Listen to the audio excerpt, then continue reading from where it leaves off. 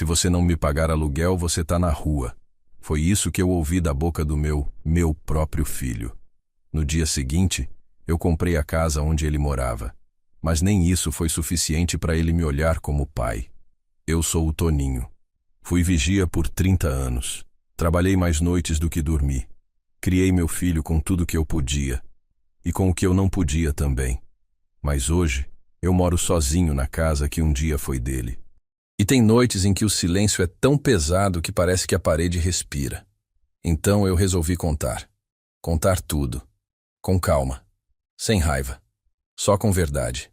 Então escuta até o fim. E se essa história mexer contigo, comenta aí de onde você está ouvindo. E segue o canal. Todo dia tem uma história que talvez você também precise ouvir. Se você não me pagar aluguel, você está na rua. Foi isso que eu ouvi. Do meu próprio filho.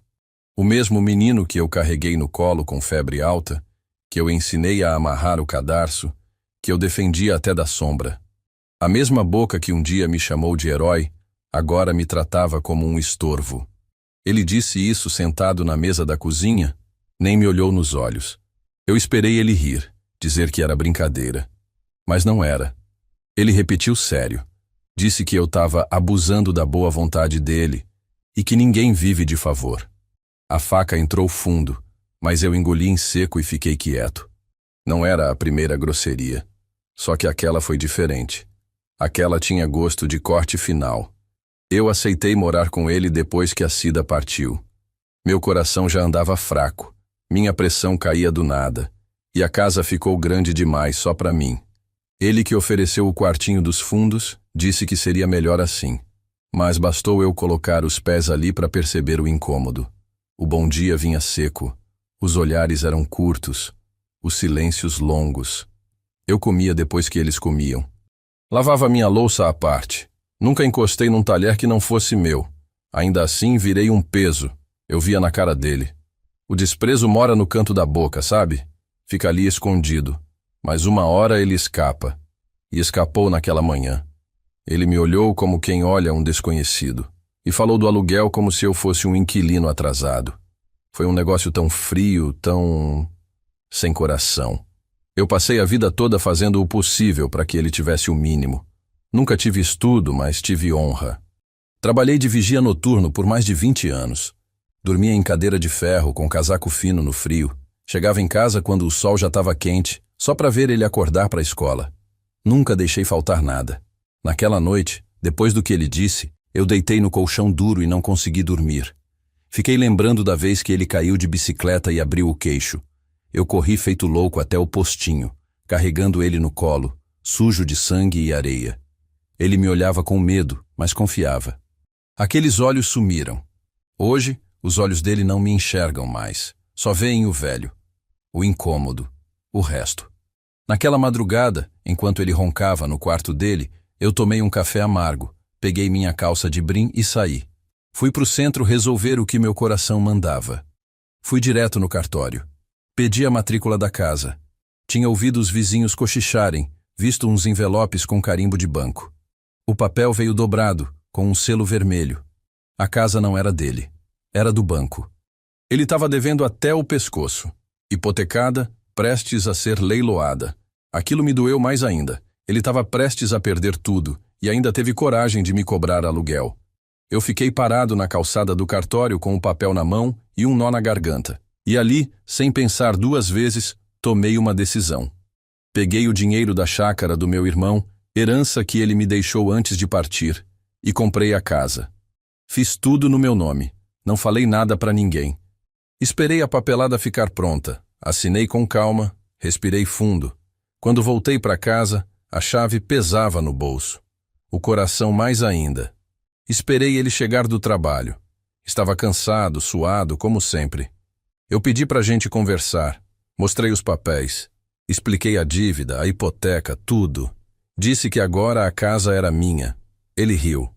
Achou que eu estava brincando. Mas quando viu a matrícula nova, o nome no documento, o carimbo do cartório, a cara dele murchou. Ele não falou nada por uns segundos. Só depois disse: "Então agora quem sai sou eu." E saiu mesmo. Sem pensar duas vezes. Bateu a porta, Deixou as roupas no armário, não levou nem a carteira. Não me olhou para trás, não perguntou por quê, nem quis saber. Simplesmente sumiu. Já fazem 3 anos. 3. Nunca mais me ligou. Nunca mais mandou mensagem. Nunca perguntou se eu tô vivo, se eu comi, se eu precisei de algo. E o mais doído é que eu não fiz aquilo por vingança. Eu fiz porque não queria que ele perdesse a casa. Fiz porque, apesar de tudo, eu ainda sou o pai dele. Mesmo ele esquecendo disso há muito tempo.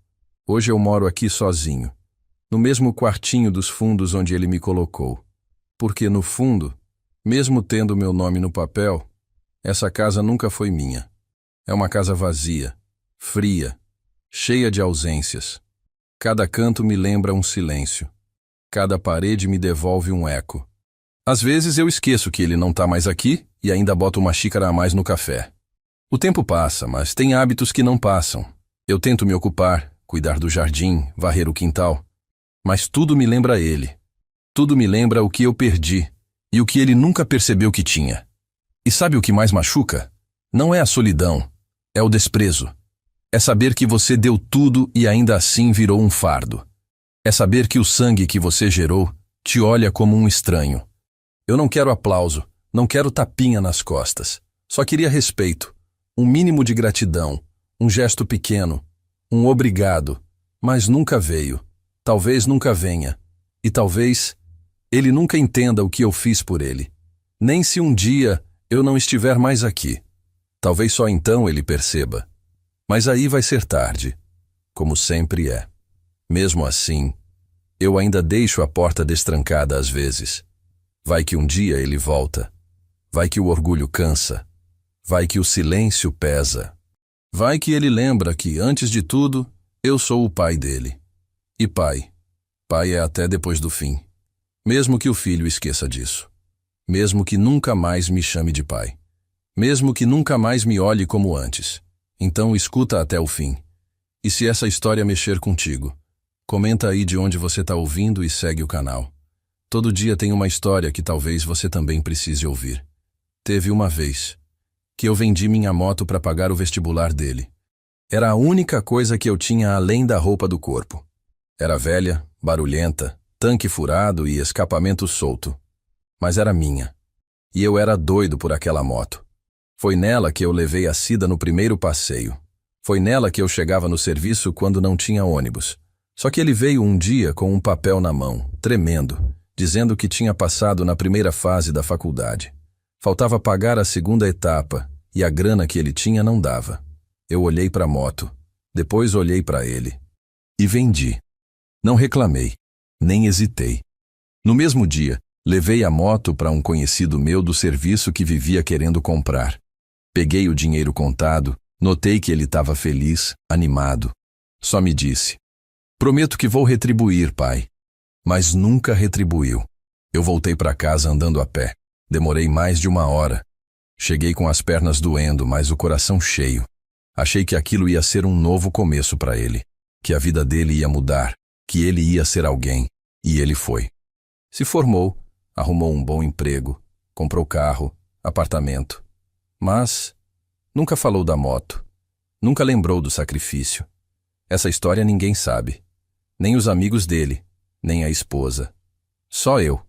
E mesmo assim, toda vez que eu via ele passando de carro novo, com ar-condicionado, música alta, eu me lembrava da moto velha e me dava uma pontada no peito, não de raiva, mas de saudade, de tudo o que eu fiz calado, porque a gente faz, né? Pai faz, mãe faz, e quase nunca recebe o reconhecimento. Eu nunca quis medalha, nem parabéns. Só queria que ele lembrasse, que um dia olhasse para trás e dissesse: "Eu sei o que você fez por mim." Mas não disse, nem olhou. Depois que ele se formou, mudou de cidade. Demorou um tempo para me dar notícia. Às vezes ligava, mas era tudo muito rápido. "Oi, pai, tô bem, não posso falar muito. Beijo." E desligava. Eu entendia. Juventude, correria, cabeça cheia.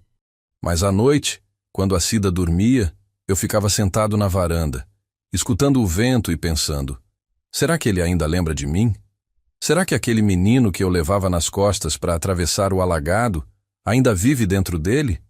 Ou será que o sucesso apagou o passado? Eu tentava não pensar demais, mas a cabeça da gente não perdoa. E o tempo foi passando. Ele veio me visitar só no dia que a Cida morreu. Chegou atrasado no enterro. Ficou 5 minutos, de terno e gravata. Nem chorou. Disse que tinha reunião, que não podia faltar. Eu fiquei olhando ele sair como quem vê um estranho indo embora. Eu enterrei minha esposa sozinho, com 2 vizinhos e um amigo antigo de serviço. E ele foi embora. E mesmo assim, mesmo naquele dia, eu ainda pensei nele. Me preocupei. Quis saber se ele estava se alimentando bem, se tinha alguém cuidando dele. Porque a gente é assim. A gente ama até quem esquece da gente. Depois disso, o silêncio cresceu. Os telefonemas pararam de vez. Eu tentei mandar mensagem no celular, mas ele nunca respondia. Às vezes, eu ligava e dava caixa postal. Uma vez, cheguei a pedir para um vizinho meu mandar um áudio do meu número para ele, só para ver se ele lia. Mas nada. A indiferença virou rotina. E aí, quando eu precisei de um lugar para ficar, porque estava sozinho, velho, e com o coração falhando, foi ele que disse: "Vem pra cá, pai. A casa tem espaço." Eu acreditei. Achei que era cuidado, mas era só fachada. Ele só queria cumprir com o que achava ser papel de filho. E mesmo assim, eu fui. Levei só uma mala com roupa, minha pasta com documentos e uma caixa com lembranças. Dentro dessa caixa estava a nota da venda da moto. Tá lá até hoje, embaixo de umas fotos antigas dele pequeno, com joelho ralado e sorriso banguela. Às vezes, eu abro essa caixa só para lembrar que eu não sonhei, que eu vivi mesmo aquilo tudo, que eu fui pai de verdade, que dei tudo, que amei sem esperar nada. Ou talvez, esperando só um pouco, um mínimo, um reconhecimento, um abraço, um obrigado. Mas às vezes, nem isso a vida devolve. E hoje eu tô aqui, no mesmo lugar de sempre, sentado nesse sofá gasto, com a televisão ligada só para fazer barulho. Porque o silêncio machuca, porque a ausência pesa. A casa é minha, dizem os papéis, mas não tem cheiro de lar, não tem voz, não tem vida. Às vezes escuto o barulho do portão e penso que é ele, mas não é, nunca é, é só o vento, ou o vizinho, ou minha cabeça querendo inventar esperança onde não tem mais. O tempo ensina a aceitar, mas não ensina a esquecer, nem a curar o buraco que um filho deixa quando vira as costas. Te juro, às vezes eu penso em ligar de novo, penso em escrever uma carta, uma mensagem, qualquer coisa. Mas aí eu lembro da última vez que tentei e a resposta fria. Lembro do olhar dele, como quem vê um velho qualquer, como quem não vê sangue, como quem não tem mais ligação nenhuma. E aí eu paro, respiro e penso: talvez seja isso mesmo. Talvez a missão de ser pai seja plantar e nunca colher. Talvez seja amar e nunca ouvir de volta. Talvez seja aceitar que algumas histórias não têm final feliz. Só tem verdade. E essa aqui é só isso, a verdade. E mesmo assim, eu continuo. Porque no fundo, ainda tenho algo dentro de mim que não se quebrou. Algo que me faz sentar aqui e contar isso tudo. Que me faz dividir minha história com quem talvez nunca tenha vivido igual, mas sente parecido. Porque se tem uma coisa que eu aprendi nessa vida, é que dor compartilhada não pesa menos, mas ecoa. E às vezes, só de ecoar no peito de alguém, já consola um pouco. Esses dias, eu fui limpar o armário dos fundos. Aquele que ninguém abre, que fica ali perto do tanque, meio escondido, todo enferrujado.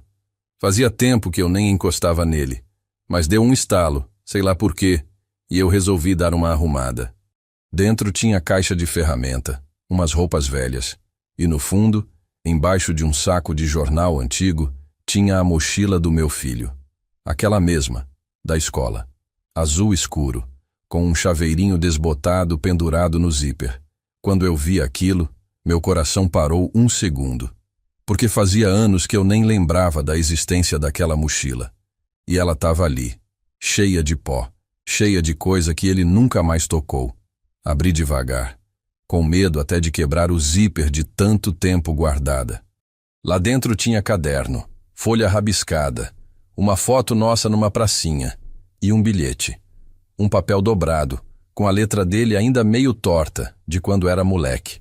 Tava escrito assim: Pai, eu vou passar na prova e comprar uma casa para você nunca mais precisar trabalhar.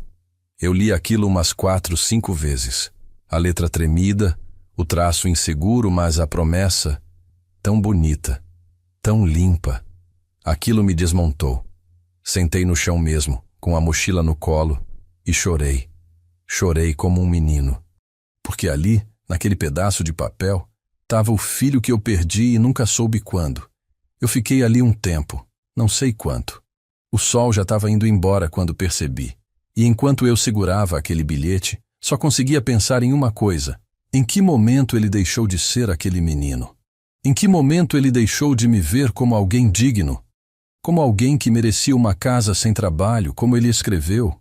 Talvez tenha sido devagar.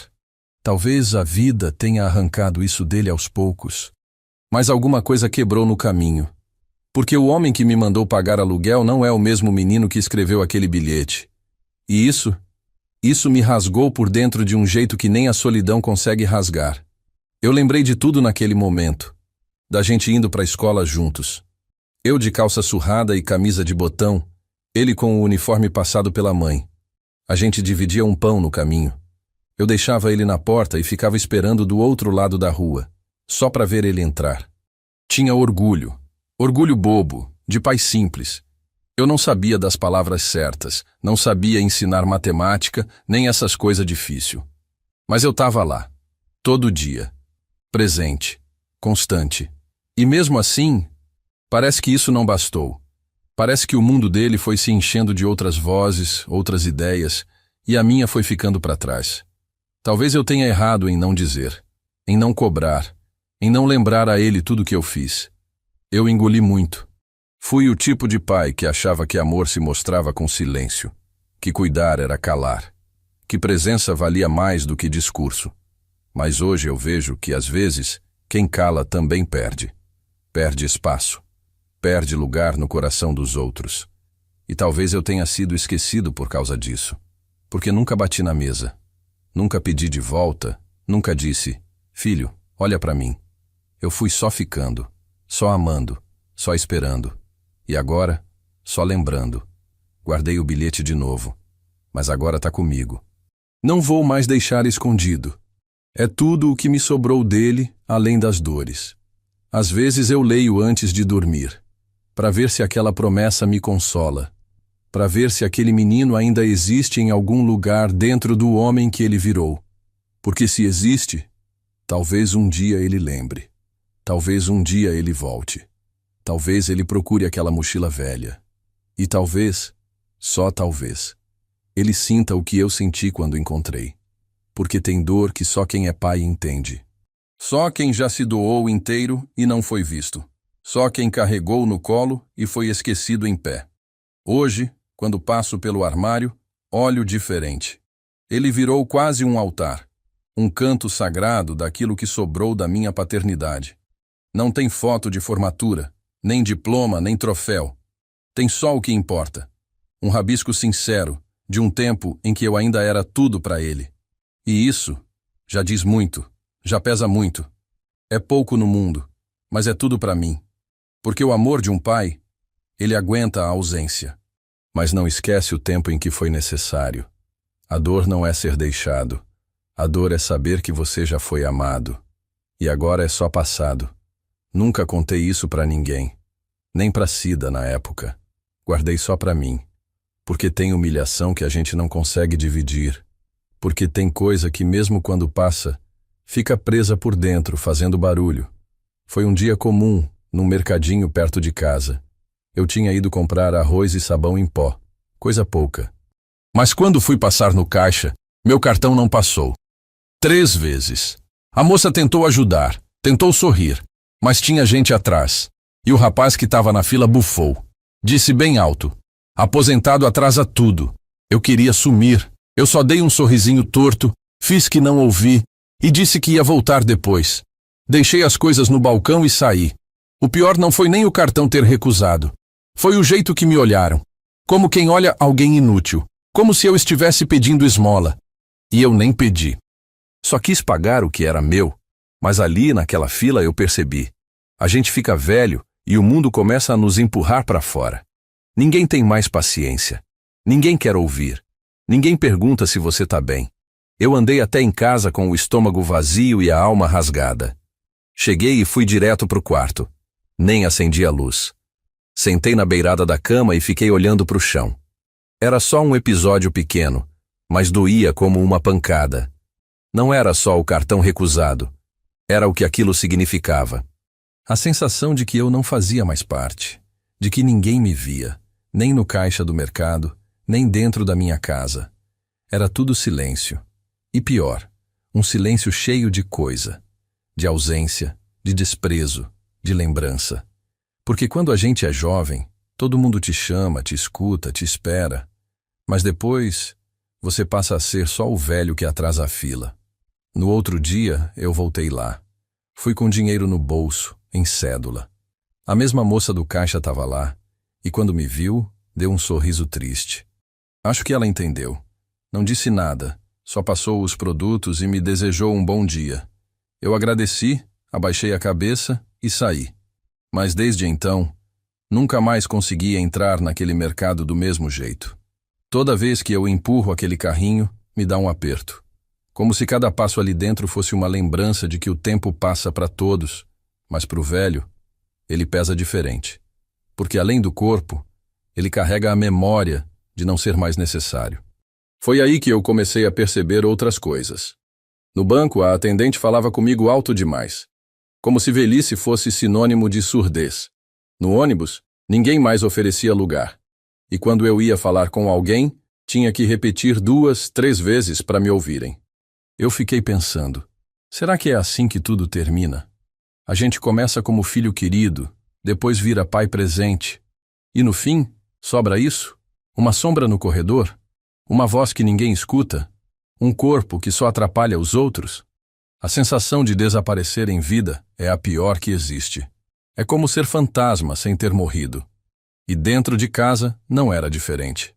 Quando ainda morava com meu filho, eu percebia que ninguém me escutava direito. Falava no meio do almoço, mas minhas palavras se perdiam entre o som da TV e o barulho do garfo no prato. Às vezes eu dava uma opinião e ele cortava no meio, como se eu não soubesse mais das coisas. Como se o tempo tivesse levado embora minha utilidade. Eu era só o velho do quartinho dos fundos. E olha, isso dói mais do que qualquer doença, porque não tem remédio, não tem cirurgia, não tem cura, só o silêncio mesmo. Desde que tô morando aqui sozinho, as coisas só pioraram. Não pelo espaço em si, mas pela falta, pela ausência de ser necessário para alguém. A gente passa tanto tempo lutando, servindo, cuidando, que quando isso some, a gente fica sem função. Eu limpo a casa, varro o quintal, passo pano, mas tudo isso é só movimento. Não tem ninguém para ver. Não tem ninguém para notar. Outro dia varri o chão 3 vezes no mesmo dia. Não porque estava sujo, mas porque era o único som que me fazia lembrar que eu ainda existia ali dentro. Que ainda tinha alguém vivo entre aquelas paredes. Às vezes, quando escuto o barulho de carro na rua, penso que é alguém vindo me visitar. Um amigo, um parente, o próprio filho, mas nunca é. A campainha quase não toca, o telefone muito menos, e a TV, que antes servia para me distrair, agora parece mais barulho do que companhia. Eu ando pela casa e falo comigo mesmo. Pergunto onde coloquei as coisas, só para ouvir minha voz. E quando me pego falando sozinho, lembro daquele dia no mercado. Lembro da fila, do olhar da atendente, da mochila vazia nas costas, da invisibilidade. Porque quando a gente se acostuma a não ser visto, começa a fingir que não sente. E eu sinto. Sinto tudo. Sinto falta do barulho da casa cheia, da Cida rindo na cozinha, do filho entrando da escola. Sinto falta até das brigas, das discussões, porque pelo menos ali eu era alguém. Hoje, nem isso. Hoje sou silêncio. Hoje sou resto. Mas ainda assim, carrego tudo comigo. Não conto para ninguém. Porque contar o que a gente sente quando ninguém mais se importa também é uma forma de se machucar. Demorei muito tempo para decidir escrever. Porque não é fácil engolir o próprio orgulho, principalmente quando o silêncio do outro já virou morada. Mas teve uma noite em que o peito apertou diferente. Eu estava deitado, a casa toda escura, e senti falta da voz dele. Não da voz de hoje, seca, áspera, mas da de antes. Aquela que me chamava de pai com carinho. Fiquei olhando para o teto e de repente me veio um pensamento. E se eu partir amanhã? E se esse silêncio virar definitivo? Peguei uma folha de papel velha, sentei na cozinha e comecei a escrever. A mão tremia. As palavras vinham doídas. Não escrevi cobrando nada. Nem falei da casa, nem do dia em que ele saiu. Falei da infância dele, da primeira vez que ele andou de bicicleta sem rodinha. Da vez que ele teve febre alta e eu fiquei a noite toda sentado na beira da cama. Contei da mochila que encontrei, do bilhete guardado. Falei da saudade que tenho. Não pedi desculpa porque não fiz nada para me envergonhar, mas pedi para ele me ouvir, se fosse possível. Só isso, uma carta simples, de pai para filho, não com raiva, com amor. Aqueles amores que resistem mesmo depois de tudo. No outro dia fui até os Correios. Coloquei o envelope no balcão como quem entrega um pedaço do próprio peito. Escrevi o endereço certinho, o da casa nova dele. Eu sabia onde era, mesmo sem nunca ter sido convidado. Demorei para sair dali. O atendente perguntou se eu queria rastrear. Eu disse que não. Se ele quisesse responder, responderia. Se não quisesse, era isso. Voltei andando devagar. O mundo parecia mais pesado naquele dia. Cada passo era cheio de lembrança. Cada esquina tinha um pedaço da nossa história. Mas fui até o fim, porque era o que restava. Um último gesto, uma última tentativa de acender algo. Passaram-se 2 semanas, e nada. Nenhuma carta de volta, nenhuma mensagem, nenhuma ligação. Comecei a achar que ele não tinha recebido, que tinha mudado de casa. Mas no fundo, eu sabia. Ele recebeu. Ele leu. E ele escolheu o silêncio. Até que um dia, no final da tarde, o telefone tocou. Era ele. A voz firme, distante, educada demais. Como quem fala com um conhecido de longe. Recebi sua carta, pai. Obrigado pelas palavras. Fico feliz que esteja bem. Só isso. Não perguntou nada. Não se emocionou. Não falou da mochila, nem do bilhete. Foi uma conversa de 2 minutos. E no fim disse: espero que esteja em paz. Fique bem. Quando desliguei, fiquei um tempo com o telefone na mão. O mundo ao redor parecia mudo. E eu, vazio. Não chorei. Nem gritei. Só fiquei ali, parado. Porque tem dor que nem lágrima sai. O que me machucou não foi a frieza dele. Foi a certeza de que aquela era a resposta definitiva. Aquela ligação era o jeito dele dizer: acabou. Não com palavras duras, mas com ausência de afeto. Como quem fecha uma porta com educação, mas fecha. Eu entendi. E acho que doeu mais assim. Se ele tivesse gritado, brigado, me culpado por algo, talvez doesse menos. Mas ele foi só indiferente. Naquela noite, tirei a carta que escrevi e reli, palavra por palavra. Tentei entender o que eu podia ter dito de errado. Mas não achei nada. A dor não estava no que eu escrevi. Estava no que ele não quis sentir. Estava no muro que ele levantou entre a gente. Um muro alto, gelado, que nem amor de pai consegue atravessar. E aí me dei conta. Às vezes o amor não basta. Às vezes a gente ama e mesmo assim, perde. Mesmo assim, fica do lado de fora. Mesmo tendo feito tudo certo, ou quase tudo. Mesmo tendo dado a vida inteira. E isso é difícil de aceitar. Desde então, não escrevi mais. Nem liguei. Nem mandei recado por ninguém. Porque agora eu entendi que algumas portas, quando fecham, não se abrem mais. Não por maldade, mas por escolha. E eu escolhi não implorar. Não porque deixei de amar, mas porque amar também é saber parar. E eu parei. Fiquei com a carta guardada e com a lembrança daquela ligação curta. O som da voz dele ainda ecoa de vez em quando, mas agora eu tento deixar passar. Porque insistir em quem escolheu ir embora só aumenta o buraco dentro da gente. E o meu já tá grande demais. Era perto de 3 da manhã, a casa inteira no escuro, só o barulho do relógio da cozinha marcando os segundos. Eu não conseguia dormir. Tinha algo me apertando o peito, como se uma saudade pesada tivesse subido pelas costelas e estacionado ali. Levantei da cama sem acender a luz. Caminhei devagar até a sala. Puxei a cadeira da ponta da mesa e me sentei. Fiquei ali, olhando para o nada. O silêncio era tão grande que dava para ouvir meu coração batendo. E aí, como quem faz uma coisa que não controla, eu falei, em voz alta. Falei, ô Cida, se você ainda me escuta, me diz, onde foi que a gente errou com ele? Demorei para perceber que estava falando sozinho. Ou talvez não estivesse. Porque naquele instante, parecia mesmo que ela estava ali, sentada na cadeira da frente, com aquele jeito calmo de sempre, braço cruzado e um pano de prato no ombro. Eu continuei. Falei de tudo. Da carta que escrevi, da ligação fria que recebi, da mochila velha que encontrei. Falei que estava cansado de tentar, que o silêncio dele doía mais do que qualquer doença. Falei que eu ainda lembrava do cheiro do cabelo dela quando acordava cedo. Falei que a saudade era companheira demais para o meu gosto e que o mundo ficou grande demais sem ela. Falei das noites em que acordo assustado e procuro a mão dela do lado da cama. E não tem mais, só o vazio. Falei do café que aprendi a fazer do jeito que ela gostava, mesmo que agora só eu tome. Falei das roupas que ainda guardo dobradas, mesmo sabendo que nunca mais vão ser usadas. Falei do som da risada dela que ainda ecoa na varanda quando o vento passa forte. E aí, perguntei de novo. Onde foi que a gente falhou com o nosso filho? A gente não deu tudo? A gente não fez o melhor?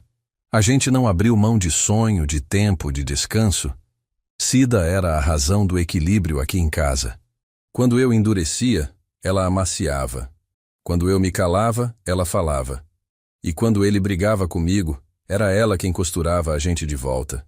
Ela que fazia ele me enxergar de novo. Depois que ela se foi como se o fio que ligava a gente tivesse arrebentado. E eu não soube costurar sozinho. Eu me perdi nos gestos, no tempo, nas palavras que não sei dizer. Talvez eu tenha virado esse velho fechado, duro, que ele aprendeu a ignorar. Talvez eu tenha errado tentando acertar demais. Talvez amar em excesso também tenha espantado. Continuei falando com ela, mesmo sem resposta. Ou talvez a resposta estivesse ali no silêncio da madrugada. Às vezes, a solidão responde mais do que a fala dos outros. Eu falei para ela que me sinto um estranho na própria história. Que às vezes olho no espelho e não me reconheço mais, que ando esquecendo as coisas, que os nomes fogem da minha cabeça, que as pernas doem à toa e que o mundo anda rápido demais para o meu passo. Falei que o banco da praça está sempre vazio, que os vizinhos mudaram, que a rua não tem mais cheiro de pão quente, que a vida ficou sem gosto depois que ela partiu. Falei também do medo de morrer assim, em silêncio, sem ninguém para segurar a mão. Sem ninguém para lembrar do meu nome completo. Sem ninguém para guardar uma lembrança boa de mim. Eu sei que ninguém fica para sempre. Mas tem gente que parte em vida. Que vira memória enquanto ainda respira. E isso é a morte mais demorada que existe. Ficar esperando ser lembrado, mesmo sabendo que não vai. Ficar torcendo por um gesto, uma visita, uma carta, e saber que ela nunca vai chegar. Eu falei tudo isso para ela, em voz alta. Como se ela fosse responder a qualquer momento.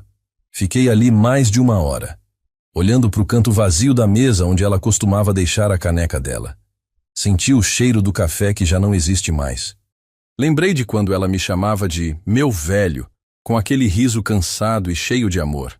Lembrei da última vez que ela me abraçou. Foi num dia frio, e ela me cobriu sem eu pedir. Aquele gesto ficou gravado, porque desde então ninguém mais me cobriu. Ninguém mais me olhou daquele jeito. Só ela sabia me enxergar quando eu me calava. Só ela entendia o que eu escondia nos olhos. E só ela saberia o que fazer com esse filho que virou ausência. Depois de um tempo, o sono veio. Não porque passou, mas porque o cansaço venceu. Fui para a cama devagar, sentindo o corpo doído. Mas, de algum jeito, o coração estava um pouco mais leve. porque tem dor que não se cura, mas se acalma quando a gente encontra um jeito de dizer. E naquela madrugada, pela primeira vez em muito tempo, eu senti que alguém me ouviu de verdade. Mesmo que fosse só uma lembrança, mesmo que fosse só um eco da Cida dentro de mim. Semana passada, num fim de tarde qualquer, a campainha tocou. Levei um susto. Aqui ninguém aparece. Há dias em que nem os passarinhos se atrevem a pousar no muro. Levantei devagar, sem pressa, pensando que era engano ou vendedor. Quando abri o portão, quase não reconheci. Era o Zeca, amigo meu dos tempos do posto. A gente trabalhou junto quase 15 anos, turno da noite, vigiando aquele galpão cheio de coisa velha. Quando ele me viu, abriu um sorriso largo. Achei que você já tinha morrido, seu desgraçado. Ele disse rindo. E eu ri também. Um riso que não vinha fazia tempo. A gente se abraçou. Foi estranho. O corpo dele estava mais magro, os olhos fundos, cabelo todo branco. Mas era ele. E só de escutar minha história pelo nome antigo, Toninho, eu já me senti menos velho. Ele entrou, tirou o boné, sentou na cadeira da cozinha e olhou em volta. A casa é boa, hein? Eu não disse nada. Só pus água no fogo, fiz um café simples e a gente ficou ali, lembrando. Falamos de noites frias, de sustos com rato, de comida dividida no potinho, e em um momento ele disse: "Sabe, eu só vim aqui porque sonhei contigo. No sonho você estava sentado sozinho com o olhar perdido." Eu gelei por dentro. Ele não sabia de nada. Não sabia do meu filho, da carta, da ausência, da Cida. Nada. E mesmo assim, veio. Trouxe consigo uma parte da minha vida que eu tinha deixado guardada no fundo da memória. E isso me abalou mais do que a visita em si. Porque às vezes a gente esquece que já foi importante para alguém, que já foi lembrado com carinho. Ele disse que andava meio doente, que os médicos não descobrem o que é e que decidiu procurar os amigos antigos. "Antes que seja tarde", ele falou. E eu entendi. Porque também vivo com essa sensação de urgência. Ele perguntou do meu filho. Eu menti. Disse que estava tudo bem, que ele estava ocupado, trabalhando muito. Zeca me olhou com pena disfarçada.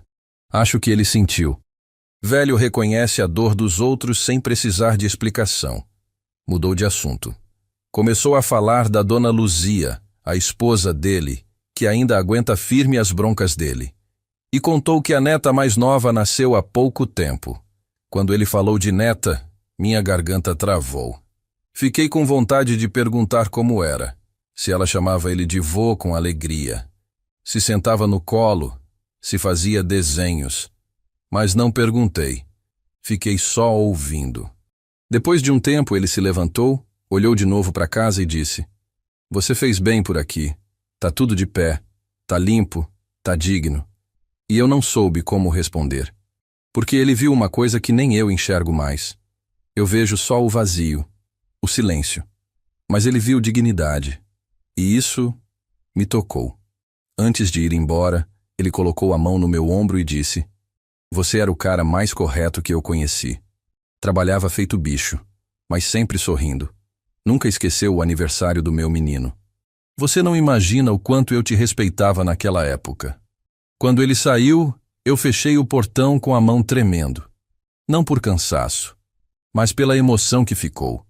Aquele homem que eu nem via há anos atravessou a cidade para me lembrar quem eu fui. Me trouxe de volta um pedaço de mim que eu tinha enterrado. Não que tenha curado as feridas, mas trouxe alívio, como quem sopra no machucado. Fiquei pensando, será que é assim que a gente se salva? Um pedacinho por vez? Uma lembrança boa, uma visita inesperada, uma frase sincera. Porque se for, então aquele dia me salvou um pouco, mesmo que o resto da vida continue doendo. Mais tarde, quando fui me deitar, lembrei de uma coisa que ele disse lá no posto, muitos anos atrás. Tinha sido uma noite difícil, chuvosa, e eu estava cansado, sem ânimo. Ele olhou para mim e disse: "Você tem uma luz, Toninho. Você segura os outros sem perceber." Eu tinha esquecido disso.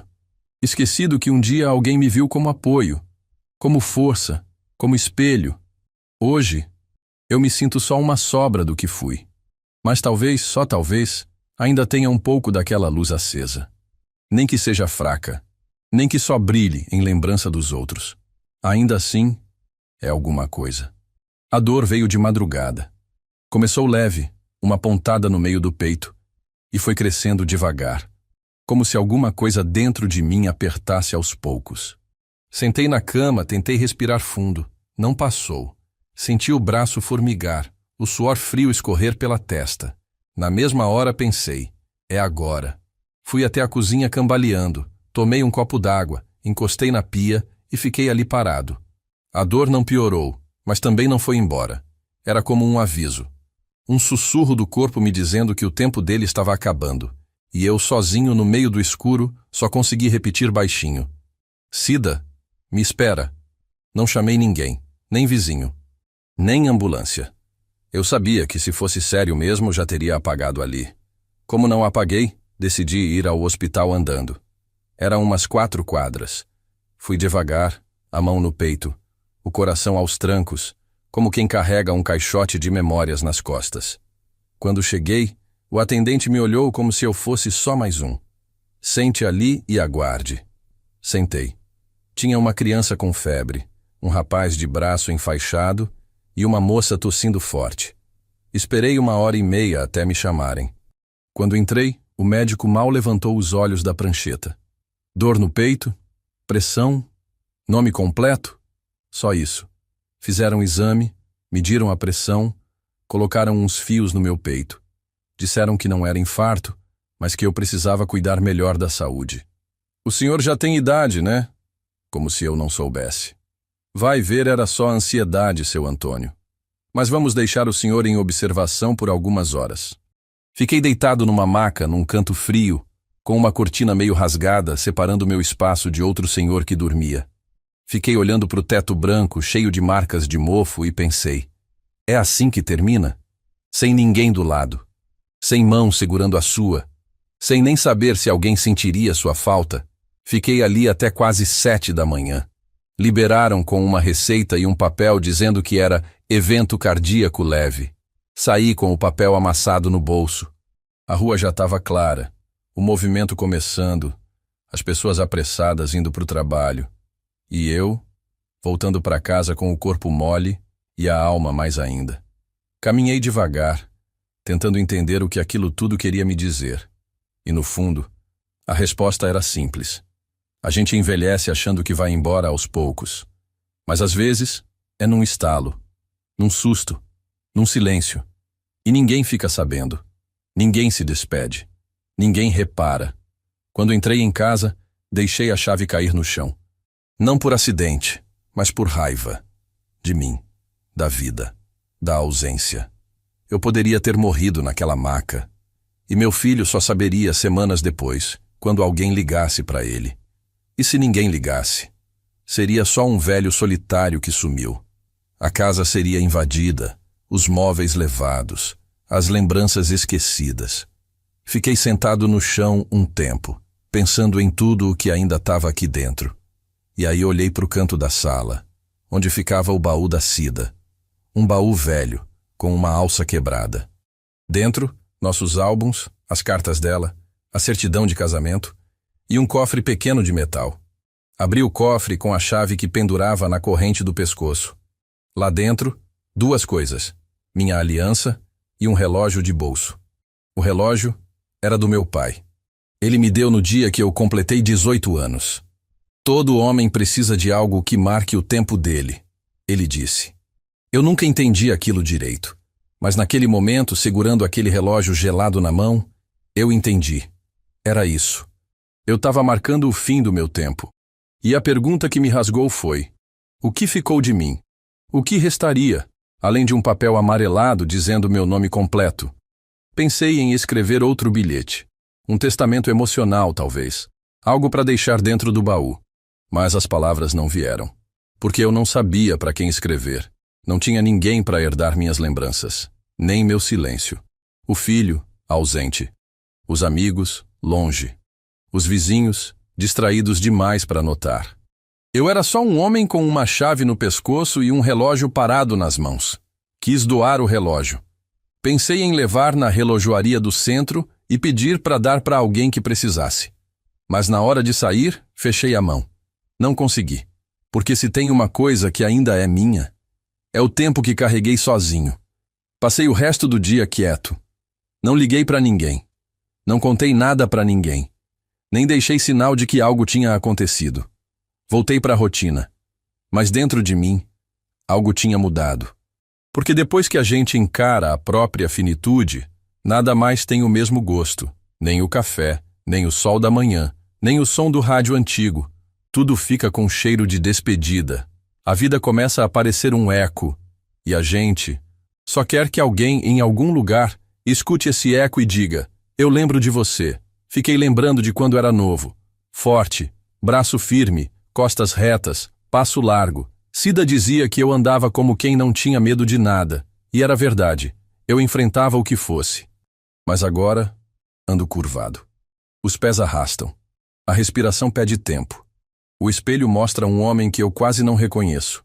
Mas lá dentro, ainda mora aquele garoto que um dia achou que podia mudar o mundo com trabalho e amor. E o que mais dói é ver que talvez, só talvez, isso nunca tenha sido suficiente para ser lembrado como alguém de valor. Não era dia de faxina, nem dia de mexer em gaveta velha. Mas naquela manhã, o sol bateu diferente na janela e alguma coisa me puxou até o armário do quarto. Um armário pequeno, onde eu guardo documentos, remédios, umas fotos antigas. Tava buscando uma pomada para as costas, e no fundo de uma das gavetas encontrei uma caixinha de papelão, pequena. Em cima, escrito com caneta infantil, para o vovô Toninho. Aquilo me travou. Fiquei com a mão parada no ar, sem saber se tocava ou não. A letra era torta, miúda, mas era a dele, do neto. O filho do meu filho. Aquele mesmo que eu nem conheço direito. Sentei na beirada da cama com a caixinha no colo. Tava empoeirada, com cheiro de papel guardado há muito tempo. Abri devagar, como quem abre uma ferida antiga.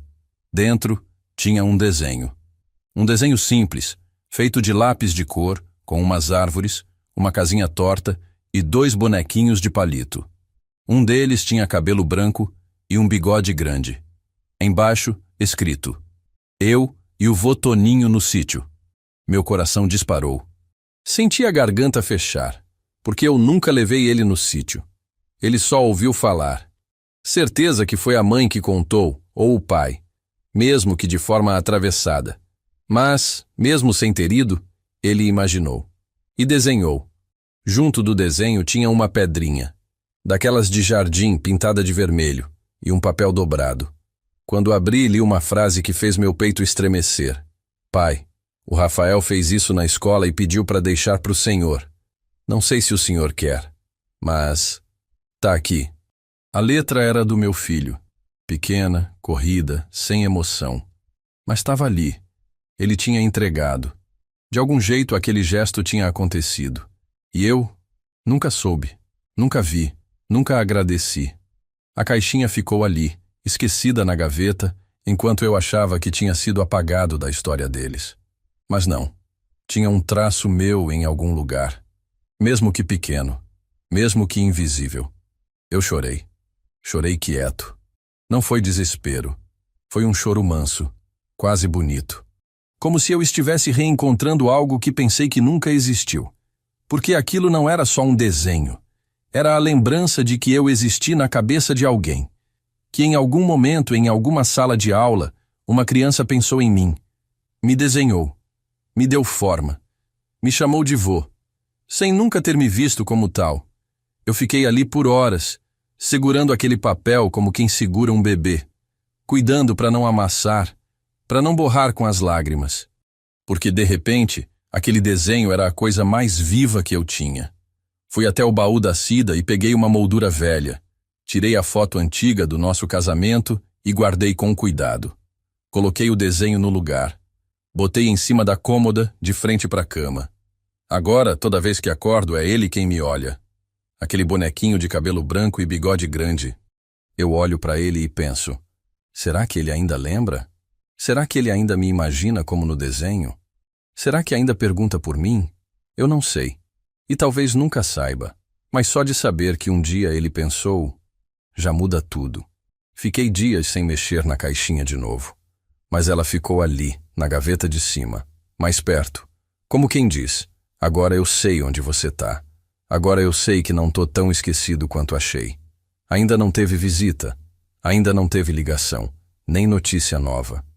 Mas aquele gesto pequenininho, guardado ali por engano ou por vergonha, me deu um fio, uma pontinha de esperança, ou de consolo, porque às vezes a gente não precisa da reconciliação completa, só de uma prova de que existiu, de que deixou alguma marca, de que a gente não passou pela vida como vento. Outro dia fui ao mercadinho. A moça do caixa sorriu e disse, "Tá mais leve hoje, seu Toninho." Eu não disse nada, só balancei a cabeça. Mas era verdade, tava mais leve. Não porque as dores sumiram, nem porque as ausências foram preenchidas, mas porque agora, na minha gaveta, tinha uma pedrinha pintada de vermelho, e um desenho, e uma frase simples escrita por alguém que talvez nem saiba o bem que me fez. Voltei para casa com vontade de viver mais um pouquinho, de ficar aqui só para quem sabe ver esse neto crescer. Nem que de longe, nem que só no papel. Chega uma hora na vida em que a gente para de esperar. Não porque desistiu, mas porque entendeu que nem tudo volta, que nem todo abraço dado encontra caminho de volta para o peito. Eu parei de esperar a campainha tocar. Parei de deixar a luz da varanda acesa. Parei de olhar o celular com esperança de ver um nome conhecido na tela. Hoje eu olho o tempo passando com calma, como quem entende que o rio corre para frente e que o que ficou na margem, ficou. Não tem mais volta. E isso não me deixa amargo, me deixa silencioso. É um silêncio diferente. Não é o vazio de antes.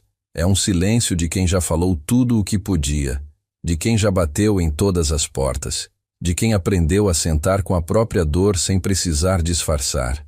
Tem dias que ela senta comigo na cozinha. Fica ali, olhando meu café esfriar, escutando o rádio antigo cantar música de outros tempos. Eu não brigo mais com ela. Já aprendi que tem dor que não vai embora, só aprende a morar com a gente. E quando a gente aceita, ela até fica mais leve. Não porque diminui, mas porque a gente para de empurrar. Eu olho minha casa e vejo história em cada canto. A cadeira da Cida continua ali, no mesmo lugar, como se ela fosse chegar a qualquer momento. A moldura com o desenho do meu neto fica em cima da cômoda. Às vezes, quando passo, dou bom dia para ele. Parece bobeira, mas não é. É um jeito de lembrar que ainda sou alguém para alguém. Que mesmo sem ver, mesmo sem ouvir, alguém me desenhou com carinho, me deu cor, me deu forma, me deu lugar. E isso tem mais valor do que qualquer medalha, qualquer aplauso, qualquer reconhecimento que nunca veio. Teve um tempo em que eu queria resolver tudo. Queria um pedido de perdão, uma visita inesperada, uma ligação chorada no meio da noite. Hoje não. Hoje eu só quero paz. Não quero entender mais nada. Nem culpar, nem justificar. Porque a verdade é que a vida da gente nem sempre faz sentido. E talvez esse seja o maior aprendizado que o tempo traz. Aceitar o que não se explica. Parar de lutar com o que não pode ser mudado. E seguir com aquilo que sobrou. Porque sempre sobra alguma coisa. Uma lembrança, um cheiro, um silêncio cheio de memória. Às vezes acordo assustado no meio da noite, achando que ouvi alguém me chamar. É o coração, eu acho.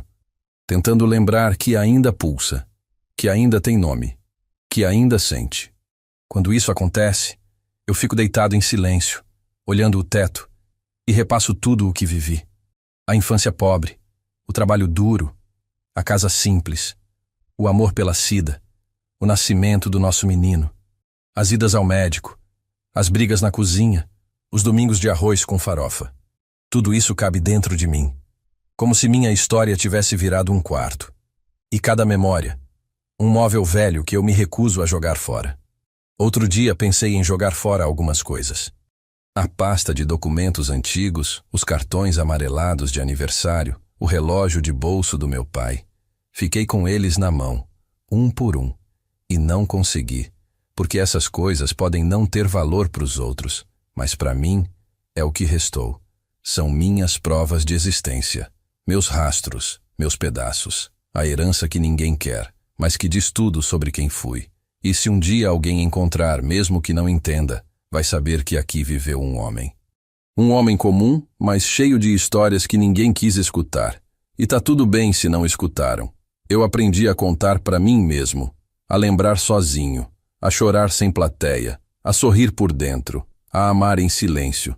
Fui ficando assim, mais calado, mais dentro do meu próprio mundo, mas nunca vazio, porque quem amou de verdade, mesmo sem ter volta, nunca sai de mãos vazias. A gente se preenche do que deu. E isso, ninguém tira, nem o tempo, nem o esquecimento, nem a ausência.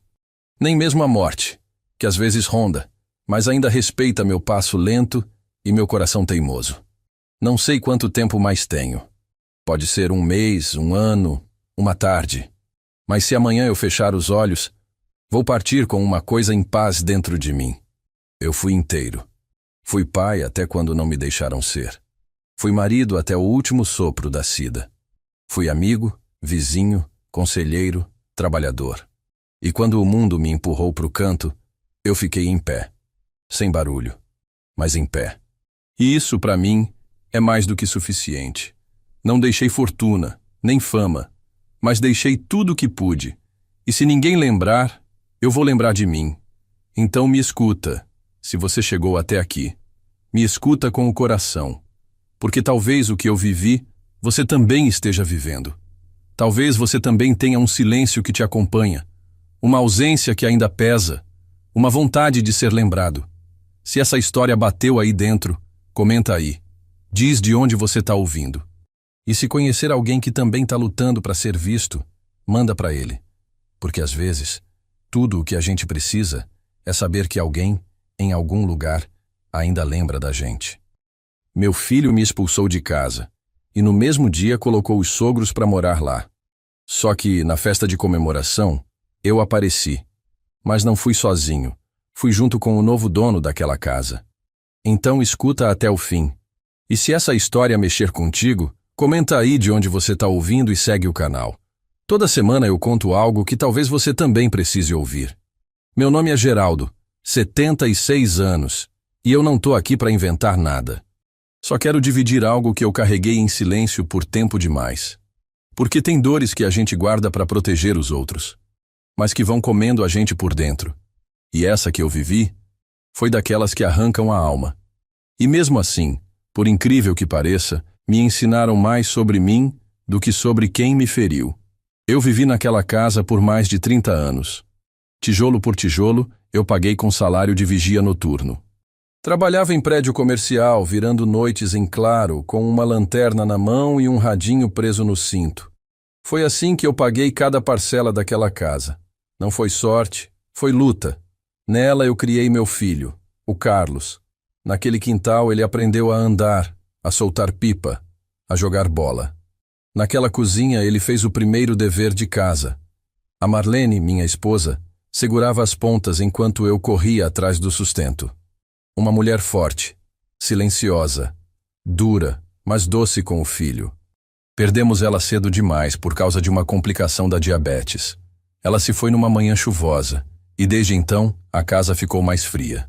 Mesmo assim, eu continuei ali, limpando, cuidando, ajeitando o telhado, plantando roseira no jardim, a flor que ela mais gostava, e esperando o tempo passar com alguma dignidade.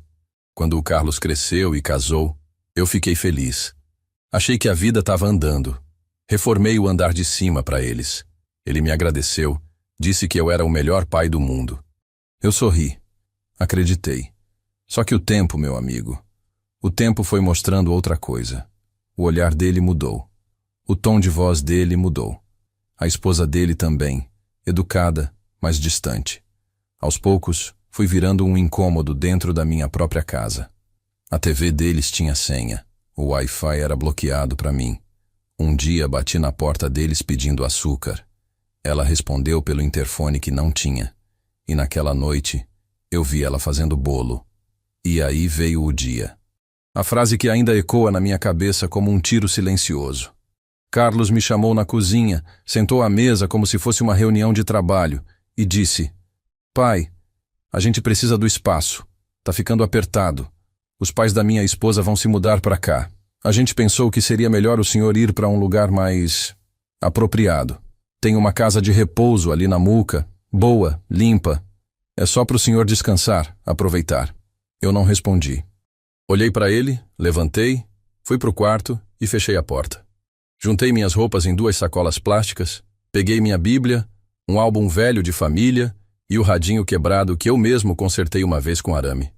Saí andando sem fazer barulho. Desci aquela escada com o mesmo cuidado com que desci os degraus da vida inteira.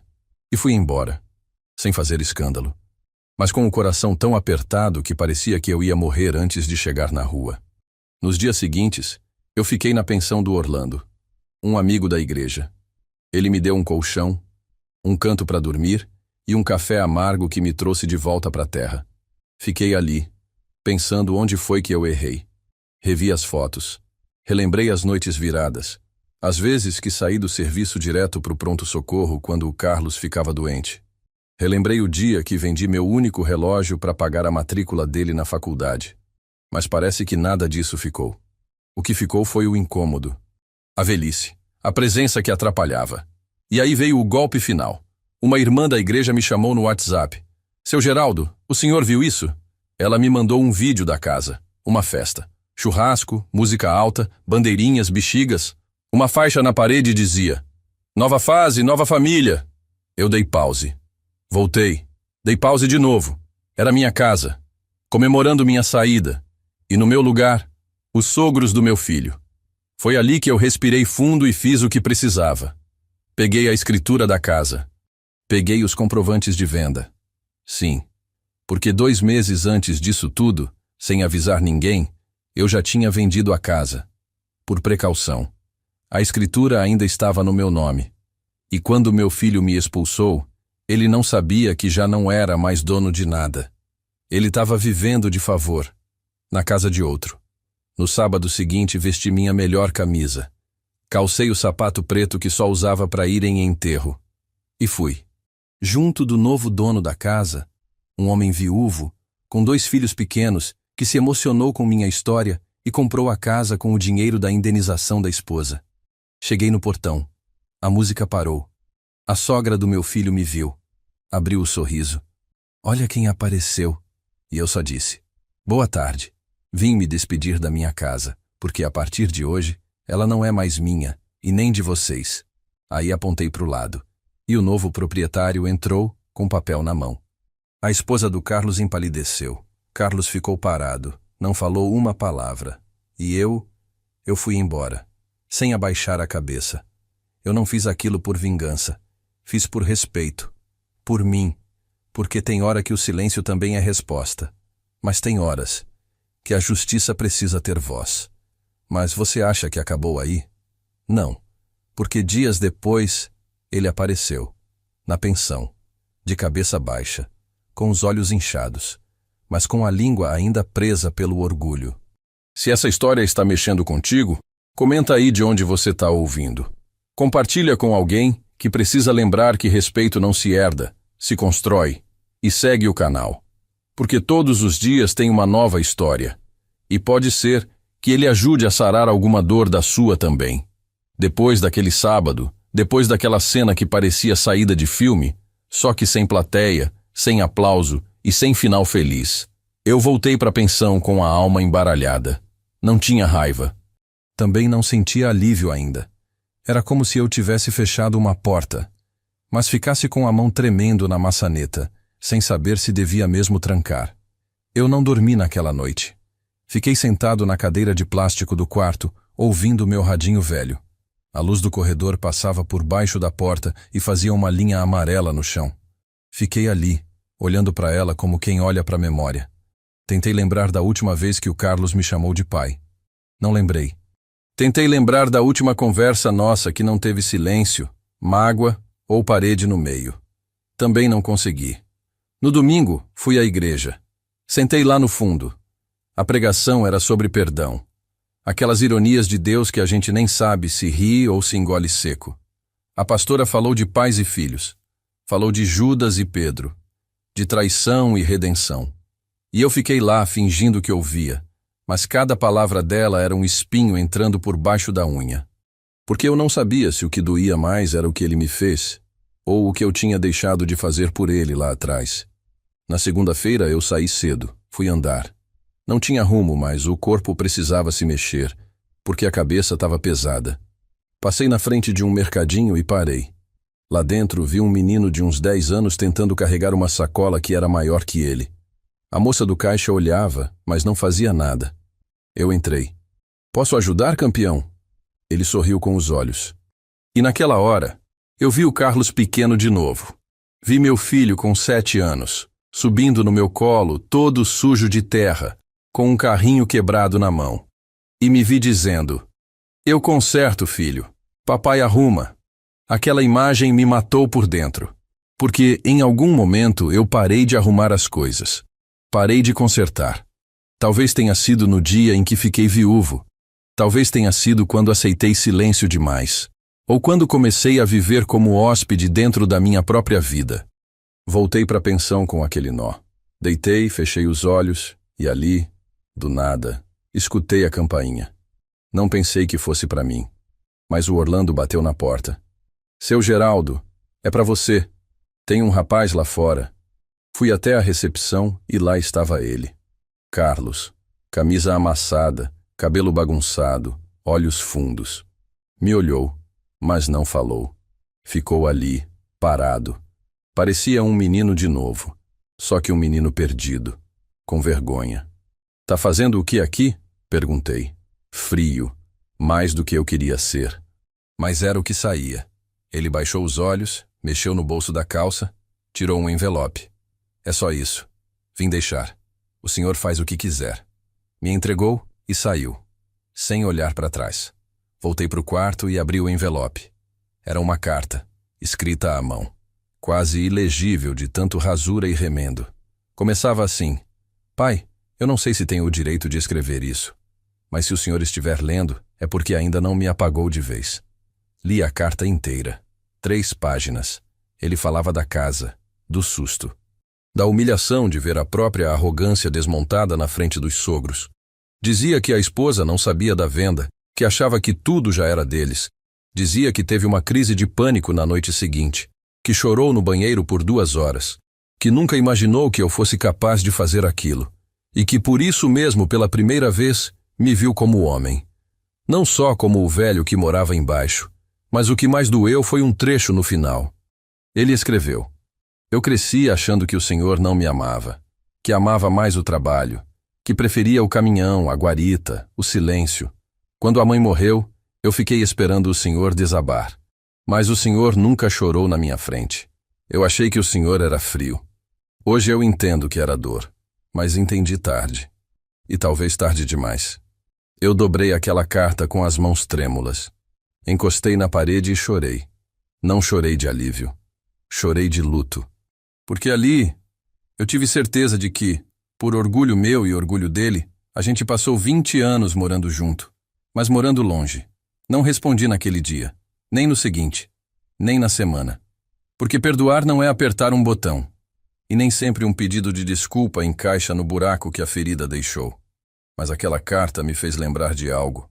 Um dia, muitos anos atrás, quando o Carlos tinha uns 12, ele caiu de bicicleta e bateu com a cabeça no chão. Tive que levá-lo para o hospital. Ele gritava, esperneava e dizia: "Pai, não me deixa. Pai, fica aqui comigo." E eu fiquei, a noite inteira, sentado numa cadeira dura, segurando a mão dele. Ele dormiu. E eu fiquei ali, olhando para o rosto dele, suado, machucado, e pedi para Deus me deixar viver o suficiente para ver aquele menino crescer. Pois bem, ele cresceu, mas virou homem antes de entender o que é ser filho. Na semana seguinte, eu recebi uma ligação inesperada.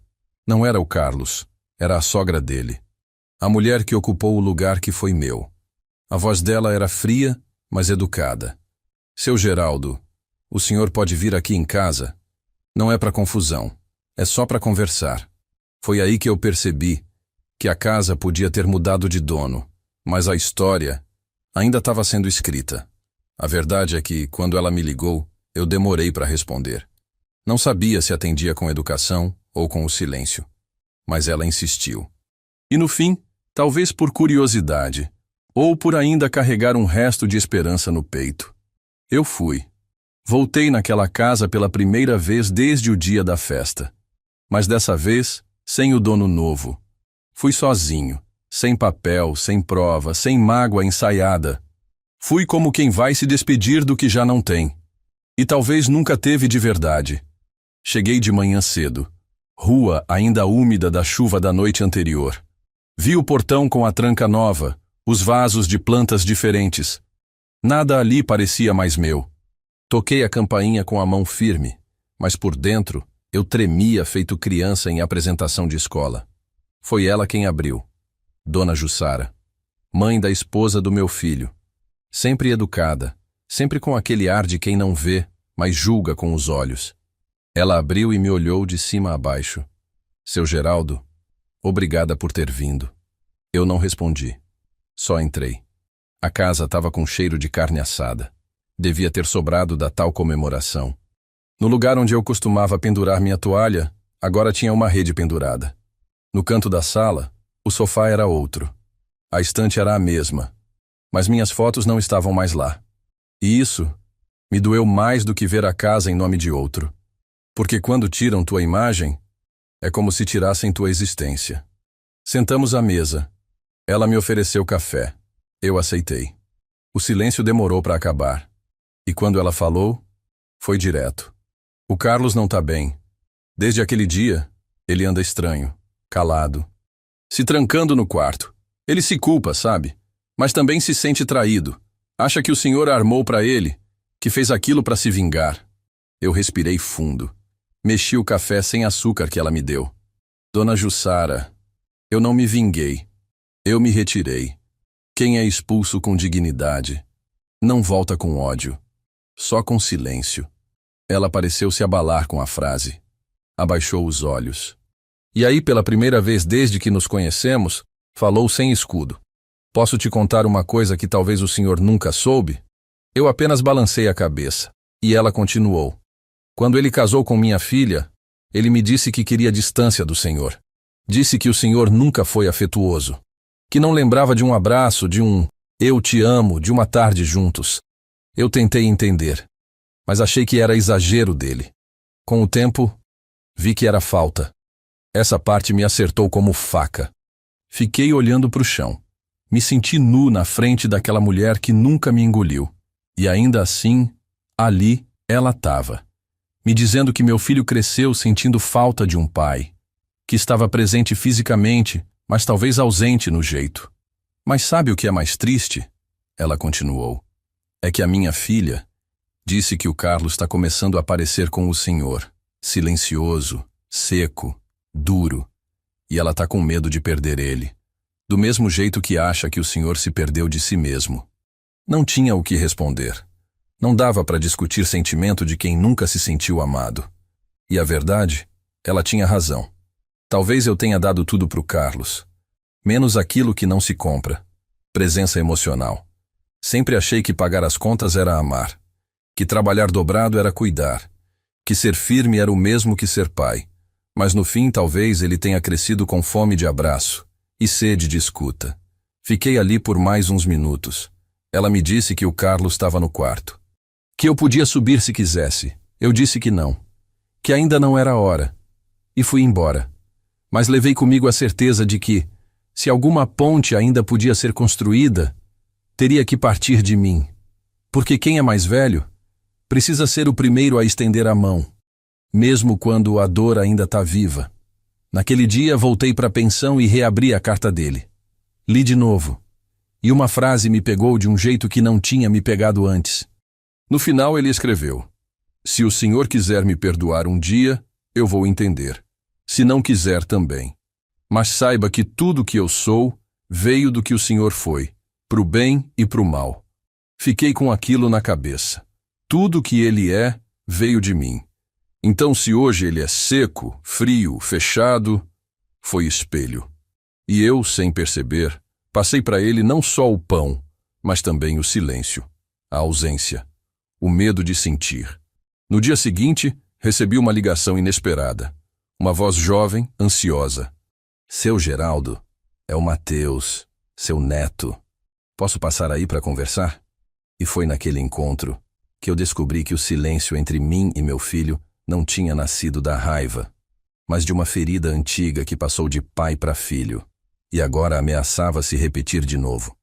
O Mateus chegou no meio da tarde. Eu estava sentado no corredor da pensão, escutando uma fita velha de hinos que levei comigo desde a mudança. Ele parou na entrada, meio sem saber se entrava ou chamava. Eu levantei devagar, olhei bem para ele. Tinha os olhos do Carlos, mas um jeito mais leve. Parecia gente que ainda não carregava mágoa, ou, pelo menos, não da mesma forma. Seu Geraldo? Sou eu. Sou o Mateus, neto do Senhor, filho do Carlos. A gente ficou ali por uns segundos, sem saber o que vinha depois. Até que eu estendi a mão. Ele apertou forte.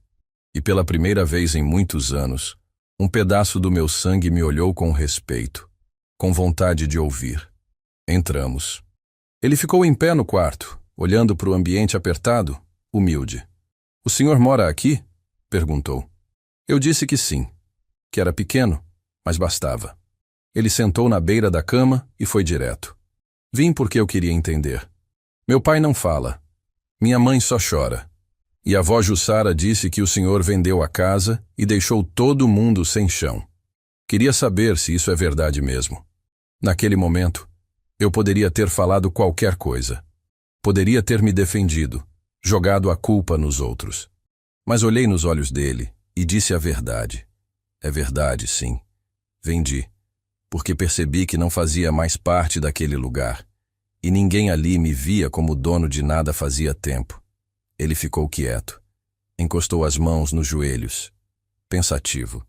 Depois me olhou de novo, com uma cara que eu não esperava. Sabe, vô, eu cresci ouvindo o pai falar que o senhor nunca foi de abraço, que era seco, que nunca disse eu te amo, que nunca foi em jogo de futebol dele. E eu sempre achei isso exagero. Mas aí, quando a gente começou a se afastar também, eu comecei a entender. Ele é igual, nunca diz que ama, nunca pergunta como eu tô de verdade. Só cobra, só exige. Aquilo me acertou no meio do peito, mais do que qualquer discussão com o Carlos. Porque ali, na frente do meu neto, eu via a repetição, o ciclo, o mesmo erro vestindo outra geração. Mas tem uma coisa, ele continuou. Mesmo sem ter convivido com o Senhor, só de vir aqui, só de ver o Senhor me olhar no olho e falar a verdade, já foi mais do que o meu pai faz comigo há meses, e eu achei que o Senhor precisava saber. Eu respirei fundo, senti os olhos arderem, e por um momento achei que não ia conseguir segurar, porque eu passei a vida achando que estava ensinando a ser homem, mas no fundo, talvez eu só estivesse ensinando a se calar. E agora, vendo aquilo se repetir, me doía como se eu estivesse de novo perdendo alguém. Mas em vida. Mateus, teu pai não é um homem ruim. Só foi ferido no tempo errado. E por alguém que também não sabia como mostrar amor. Ele não teve espelho. Teve um pai cansado. Um pai que confundiu presença com obrigação. Mas o que eu fiz não precisa continuar. Você pode quebrar isso. Ele me olhou com uma firmeza que eu não esperava. É por isso que eu vim. Não quero carregar esse mesmo jeito. Quero conhecer o Senhor de verdade. Se o Senhor deixar, eu volto mais vezes. A gente pode conversar, jogar dominó, sei lá, começar de algum lugar. Aquela frase foi a primeira luz que eu vi depois de tanto tempo no escuro.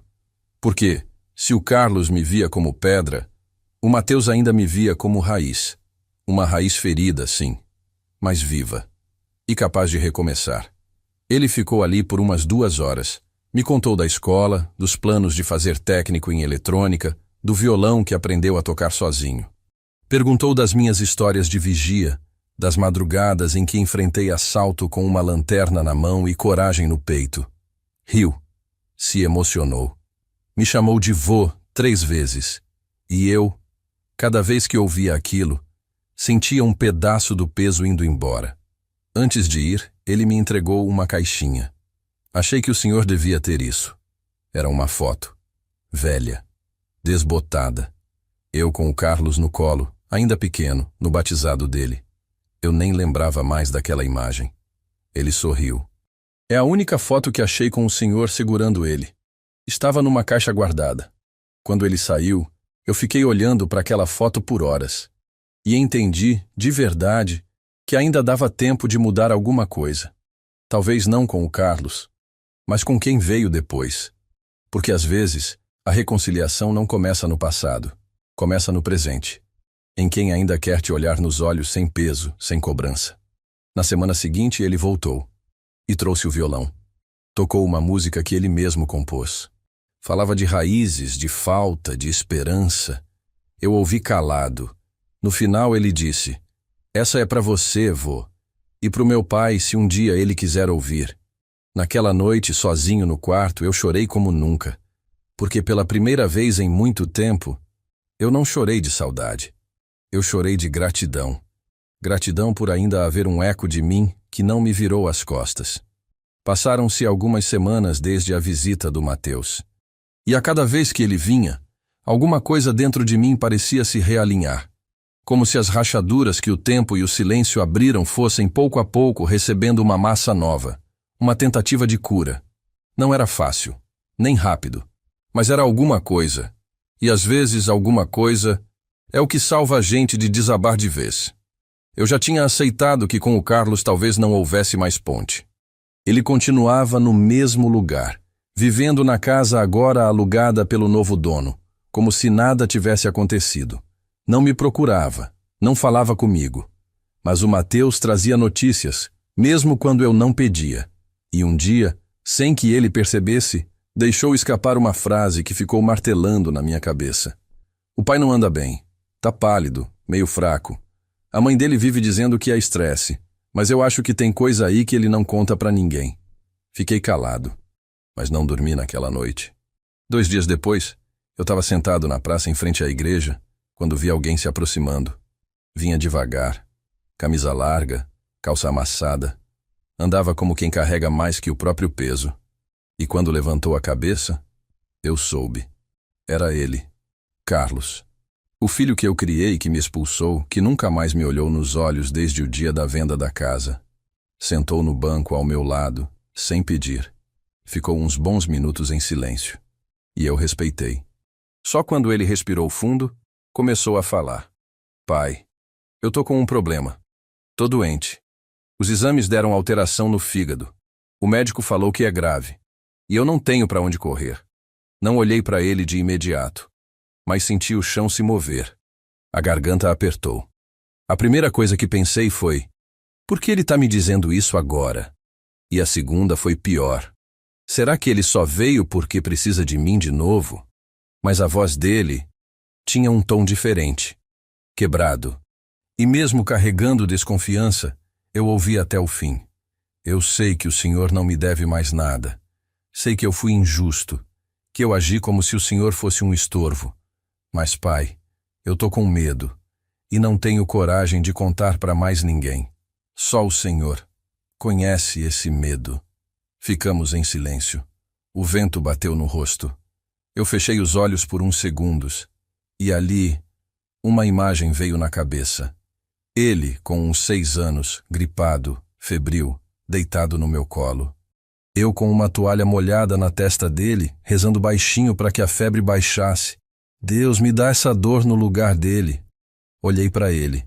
Vi não o homem que me feriu, mas o menino de antes, assustado, sem rumo. O que é que você precisa? Perguntei firme. Ele baixou os olhos. Eu preciso de ajuda para fazer o tratamento. Não é nem o dinheiro, é o apoio. Alguém para ir comigo nas consultas. Eu não quero que a mãe da Amanda saiba, nem o Mateus. Ainda não. Eu respirei fundo. Tive vontade de negar, de dizer que eu não devia mais nada. Mas naquele momento, alguma coisa falou mais alto. Não era orgulho, era compaixão. Ou talvez, memória de pai. Tá certo. Me diz onde e quando. Ele me olhou como quem não acredita. Ficou uns segundos calado. Depois levantou. Obrigado, pai. De verdade. Ele foi embora. E eu fiquei ali, ainda sem saber se aquilo era o começo de um reencontro Ou só mais uma cena solta nessa história torta? Mas uma coisa eu sabia: ele tinha voltado. E não foi por orgulho, nem por conveniência. Foi porque a vida, às vezes, força o filho a lembrar de onde veio. Na semana seguinte, fomos juntos à primeira consulta. Entramos na clínica sem trocar muitas palavras. O médico era jovem, atencioso. Explicou tudo com calma. O problema era sério, mas tinha tratamento. Carlos ouviu calado. De vez em quando me olhava, como se checasse se eu ainda estava ali. E eu estava. Presente como poucas vezes estive antes. Na volta, no banco do ônibus, ele disse: "Sabe o que é mais estranho? A gente está junto aqui, e parece que nunca se viu direito antes." Eu não soube o que responder. Só olhei para a janela. Mas por dentro, alguma coisa se partiu. Porque era verdade. Tantos anos de convivência. E ainda assim, a sensação era de que aquele era nosso primeiro encontro verdadeiro. Chegando na pensão, ele me acompanhou até a porta. Olhou em volta. "É aqui que o senhor mora?" "É. Posso te visitar mais vezes?" Eu apenas balancei a cabeça. E ele foi embora. Não teve abraço, não teve desculpa. Mas teve algo novo. Respeito. E pela primeira vez em muito tempo, ele me chamou de pai. As consultas continuaram. Uma por semana. Eu e ele sentados lado a lado, como dois desconhecidos tentando lembrar o caminho de volta. Ainda não havia afeto, mas havia presença. E eu aprendi com o tempo que às vezes é na presença silenciosa que as rachaduras começam a se fechar. Não é com abraço, nem com palavras bonitas. É com constância. E constância é amor sem grito. Num desses dias, enquanto voltávamos da clínica, passamos em frente ao cemitério. Ele olhou pela janela do ônibus, ficou quieto por um tempo. Depois disse: "Faz mais de 10 anos que não vou no túmulo da mãe. Acho que não conseguiria." Eu não disse nada. Mas aquela frase me seguiu até a pensão. Naquela noite, não consegui dormir. Fiquei deitado, ouvindo os carros passarem, pensando em como a ausência da Marlene ainda nos atravessava. Cada um à sua maneira. Ela partiu. Mas ficou entre nós como um silêncio que ninguém teve coragem de quebrar. No dia seguinte levantei cedo. Peguei o envelope onde guardei a carta do Carlos, a foto antiga do batizado e o terço da Marlene que estava comigo desde que ela se foi. Coloquei tudo numa sacola simples e fui até o cemitério. Cheguei lá e caminhei devagar até o túmulo. Era um jazigo simples, de cimento gasto, mas limpo. O nome dela gravado num mármore envelhecido. Marlene dos Santos, esposa, mãe, mulher de fé. Li aquilo em voz baixa e sentei ali mesmo, na pedra fria. Fiquei em silêncio por um tempo. Depois falei. Falei com ela, como se ela estivesse ali, me escutando com o mesmo jeito calmo que tinha quando eu chegava do trabalho e desabava na mesa da cozinha. "Marlene, eu não sei se você consegue me ouvir, mas se puder, me escuta só hoje, porque eu preciso disso." A voz saiu baixa, trêmula, mas saiu. Nos últimos anos eu errei. Fiquei preso demais no meu jeito. Achei que estar presente era suficiente. Achei que pagar as contas, botar comida na mesa, bastava. Mas o Carlos, ele cresceu sentindo falta. E eu não soube ver. Quando você se foi, eu não soube ser pai e mãe. Eu só soube calar. Respirei fundo. A garganta travava. Essa semana, ele voltou. Meio torto, meio quebrado. Mas voltou. Tá doente. E talvez esse seja o jeito da vida de fazer a gente se encontrar de novo. Eu queria te pedir perdão por não ter sido o homem que você merecia do meu lado. E queria que, de onde você estiver, olhasse por ele. Porque no fundo, ele ainda é aquele menino com medo de dormir no escuro. Fiquei mais um tempo ali. Depois tirei da sacola a foto do batizado e coloquei sobre a lápide. Enrolei o terço ao redor da moldura. E ali, naquele gesto simples, eu senti uma coisa que não sentia fazia muito tempo. Paz, não alívio. Paz. Como se eu tivesse finalmente dito o que ficou entalado por mais de uma década.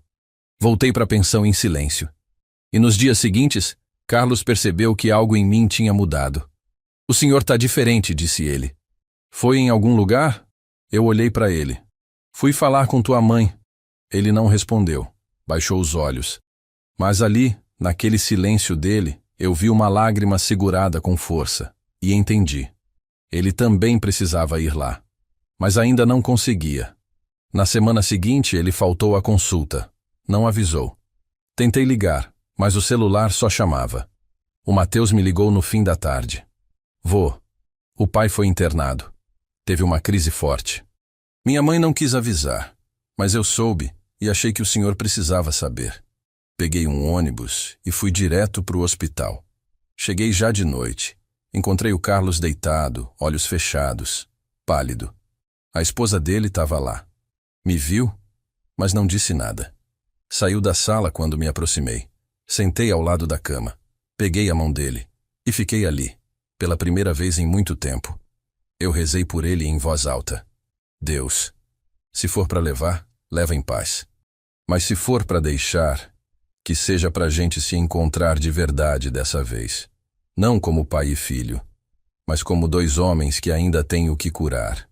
Ele não respondeu, mas sua mão apertou a minha com pouca força. E naquele gesto, havia mais do que palavras. Havia um começo. A internação durou mais do que esperávamos. 3 noites. As primeiras 2 foram as mais difíceis. O Carlos oscilava entre um cansaço estranho e um silêncio que me lembrava exatamente o que ele era quando menino.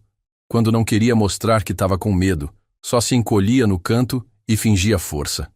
Era o mesmo olhar agora. Só que num corpo adulto, com olheiras fundas e a pele amarelada, marcada de cansaço e arrependimento, que não sabia pedir perdão. Eu fiquei com ele nas 2 noites. Dormi numa cadeira de plástico que rangia cada vez que eu mexia o pé. O enfermeiro até ofereceu um colchonete, mas eu não aceitei. Ficar ali duro, de olho nele, me fazia sentir que eu ainda podia, de algum jeito, proteger. Mesmo que fosse tarde. Mesmo que ele não dissesse nada. Na 3ª manhã, ele acordou com um pouco mais de cor no rosto.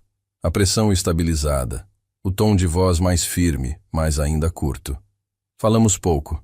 Ele só me perguntou se o Mateus tinha aparecido. Eu disse que não. Ele fez que sim com a cabeça. Depois virou o rosto para a parede. E eu entendi. Era o orgulho ainda deitado ali com ele na maca. E orgulho, quando adoecido, vira uma espécie de febre. Consome por dentro e não deixa o corpo reagir. No meio da tarde, quando ele já estava sendo preparado para ter alta no dia seguinte, chegou uma enfermeira com um envelope na mão. Deixaram isso na recepção. Tá com seu nome, seu Carlos. Mas veio escrito com letra antiga. Ele pegou com a mão hesitante.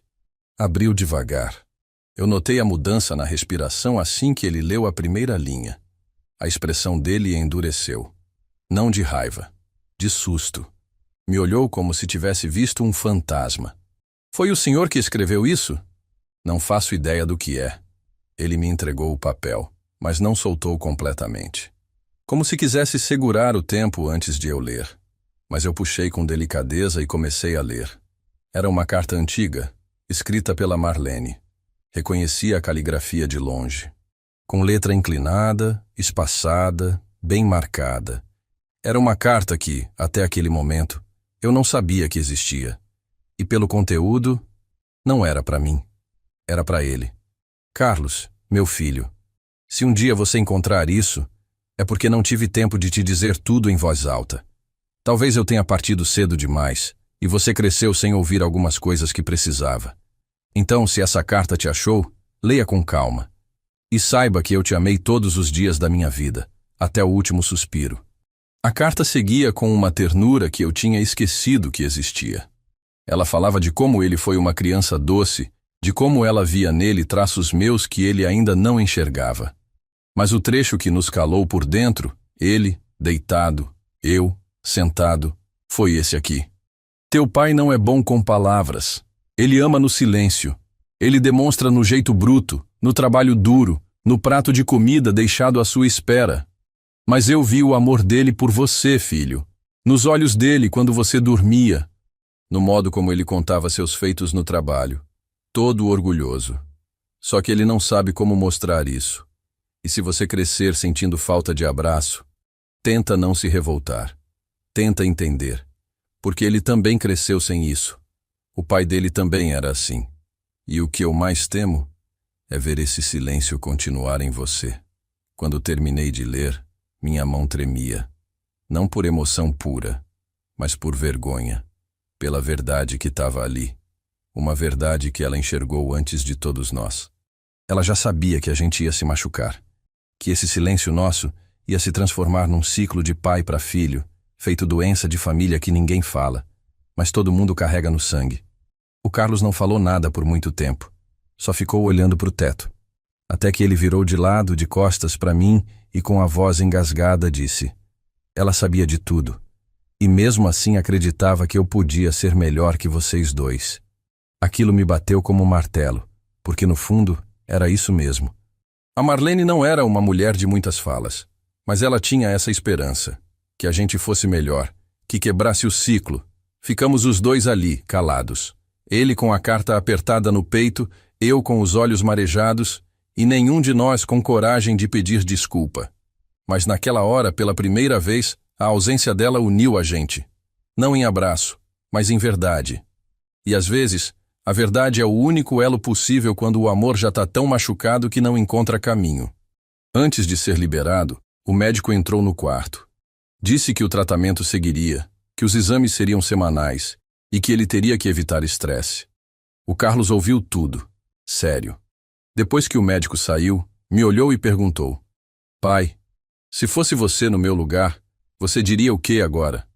Eu demorei, mas disse: eu diria que, se você tiver chance de se curar, começa pelo fígado, mas termina pelo coração. Ele sorriu de canto, pela primeira vez. Um sorriso cansado, mas um sorriso. E foi nesse momento que eu percebi. Não era só a doença que tinha forçado ele a voltar. Era a memória, a ferida aberta pela ausência dela, e o medo de repetir o que sempre evitou admitir. Saímos do hospital no fim da tarde. O céu laranja, o ar abafado. Caminhamos até o ponto de ônibus em silêncio. Mas dessa vez, não era o mesmo silêncio de antes. Era um silêncio compartilhado. Uma pausa entre dois homens que, depois de uma vida inteira, estavam começando a falar, mesmo sem usar tantas palavras. Chegando na pensão, ele me disse: eu queria ter lido essa carta anos atrás. Talvez eu tivesse sido um pai melhor para o Mateus. Talvez eu tivesse sido menos duro com o Senhor. Eu só respondi: a carta chegou quando você estava pronto para entender. E isso já é milagre suficiente. Ele me abraçou. Foi rápido, sem aperto, mas foi. E naquele gesto, eu senti minha alma inteira recuar. Como se dissesse: agora sim. Ele foi embora em silêncio. E eu fiquei ali, no corredor, olhando ele desaparecer na calçada. Mas pela primeira vez, eu não me senti abandonado. Me senti parte de uma história que ainda podia ser reescrita. Depois da alta do hospital e daquele abraço curto, algo entre nós começou a mudar. Não foi de uma vez. Nem foi bonito de assistir. Mas foi real. Era como se a gente tivesse tropeçado numa nova forma de convivência. Menos baseada na obrigação. Mais construída no esforço. Um esforço calado, mas verdadeiro. Carlos passou a me ligar com frequência. Não era todo dia, mas era mais do que em todos os anos anteriores somados. Às vezes ele só perguntava se eu precisava de alguma coisa. Outras vezes nem isso. Só ligava e ficava em silêncio. Mas eu já entendia. Ele estava treinando. Treinando o que nunca aprendeu a fazer. Se aproximar sem medo. O Mateus continuava vindo, cada vez mais presente. Já me chamava de vô com naturalidade. Trazia livros, trazia pão, às vezes só trazia conversa. Me contava da escola, das dúvidas sobre o futuro. Começamos a ter nossas tardes fixas. Toda quarta-feira, depois da aula, ele passava na pensão e a gente ficava no corredor jogando dominó, ouvindo música e rindo de histórias antigas que ele nem viveu, mas que de algum jeito ele parecia precisar ouvir. Foi numa dessas quartas que aconteceu. Estávamos no meio de uma partida quando bateram na porta. O Orlando, dono da pensão, me chamou. Geraldo, tem gente para você. Levantei devagar, já achando que era algum irmão da igreja ou mais alguém trazendo o exame do Carlos. Mas quando cheguei na entrada, travei. Era ela, Amanda, a esposa do meu filho. Fazia mais de 2 anos que eu não via o rosto dela de perto. Da última vez, ela mal me olhou quando eu saí da casa com minhas sacolas na mão. E ali estava ela, parada, com um casaco fino sobre os ombros, cabelo preso, expressão cansada. Não de raiva, de peso. Boa tarde, Sr. Geraldo. Desculpa aparecer sem avisar. Eu apenas fiz um gesto com a mão, convidando para entrar. Ela recusou. Não, eu prefiro falar aqui mesmo. Ficamos os dois em pé na entrada, com o sol batendo de lado. O Mateus lá no fundo percebeu o clima e se afastou discretamente. E então ela falou. Eu vim pedir desculpa. As palavras saíram diretas, sem ensaio, sem floreio. Ela respirou fundo e continuou. Na época em que o Carlos quis tirar o senhor de casa, eu não fiz nada. Nem ajudei, nem fui contra. Fiquei neutra. E hoje entendo que omissão também machuca. Talvez, se eu tivesse falado alguma coisa, ele teria pensado 2 vezes. Ela olhou para o chão. Depois me encarou de novo. Eu nunca entendi a relação de vocês. Sempre achei fria, seca, e acabei julgando o senhor. Mas hoje, vendo o que o Carlos virou, vendo como ele se fecha até com o Mateus, eu entendi que parte disso não é culpa só do senhor. É um silêncio herdado, um medo antigo que ele não sabe nomear. Eu escutei tudo calado, sem piscar. Mas por dentro, era como se cada frase dela fosse desbloqueando um cômodo trancado dentro de mim. Até que ela disse algo que me pegou desprevenido. Ontem ele me entregou a carta da sua esposa, aquela que ele recebeu no hospital, e pediu que eu lesse. Disse que eu precisava entender vocês dois. E eu li, 3 vezes. E chorei, porque percebi que você amou ele do seu jeito. E que o Carlos, mesmo que não admita, carrega mais de você do que ele gostaria. O silêncio caiu entre nós. E então ela tirou uma pequena caixa da bolsa. O Mateus quer que isso fique com o senhor. Ele achou no armário da casa. Disse que era seu. Era um rádio. Velho. O mesmo que eu usava quando trabalhava como vigia. Eu tinha deixado para trás achando que tinham jogado fora. Peguei com as mãos tremendo. Passei os dedos sobre o botão de volume, ainda com marcas da fita isolante que eu mesmo coloquei. Ele quer consertar com o senhor. Tudo. Não sabe como, mas quer. E eu também. Quero que o senhor volte, não para casa, mas para a vida da gente. Pro Mateus, pro Carlos, para mim. As lágrimas escorreram sem eu pedir. Eu apenas abaixei a cabeça. E ali, na calçada da pensão, a mulher que ocupou meu lugar na casa me devolvia algo que eu nem sabia que ainda podia ter. Lugar. Mas não o lugar de antes, o lugar de agora, o lugar no afeto, no reconhecimento. Ela se despediu com um abraço, sincero, apertado, e foi embora. Voltei para dentro com o rádio nas mãos. O Mateus me olhou e sorriu. Funcionou? Funcionou. Ele nem precisou saber o que aconteceu. Sentou, pegou as pedras do dominó e recomeçamos o jogo. Mas naquele dia, cada jogada parecia mais leve, porque algo tinha mudado. Algo tinha voltado para o lugar. Algo que por muitos anos parecia perdido. Nos dias que se seguiram à visita da Amanda, o silêncio dentro de mim foi diferente. Já não era aquele silêncio de mágoa ou de espera. Era um silêncio de digestão. De quem está vendo o mundo mudar por dentro, bem devagar, sem pressa, mas com consistência. Um silêncio quase sagrado, como quem pisa descalço em chão novo. O Carlos também mudou.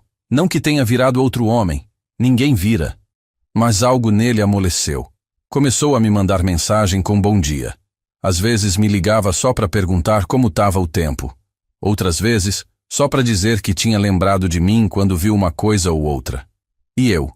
Eu respondia sem ansiedade, sem cobrança.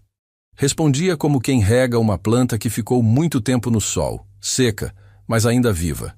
Foi então que num domingo de manhã recebi o convite. Amanda me mandou uma mensagem simples. Hoje tem almoço aqui em casa. O Carlos quer que o senhor venha. Só a gente, sem ninguém mais. Fiquei olhando aquela tela por uns bons minutos. A mesma casa onde fui expulso. A mesma porta por onde saí com 2 sacolas e uma vergonha que só Deus viu. E agora, Estavam me pedindo para entrar de novo. Mas não como hóspede, como alguém esperado. Demorei para responder. Mas fui. De camisa passada, barba feita, o radinho consertado embaixo do braço. Fui andando devagar, como quem atravessa um campo de minas emocionais, medindo cada passo com cuidado. Quando cheguei na esquina, vi a casa de longe. Estava mais bonita. Tinha flores novas na varanda.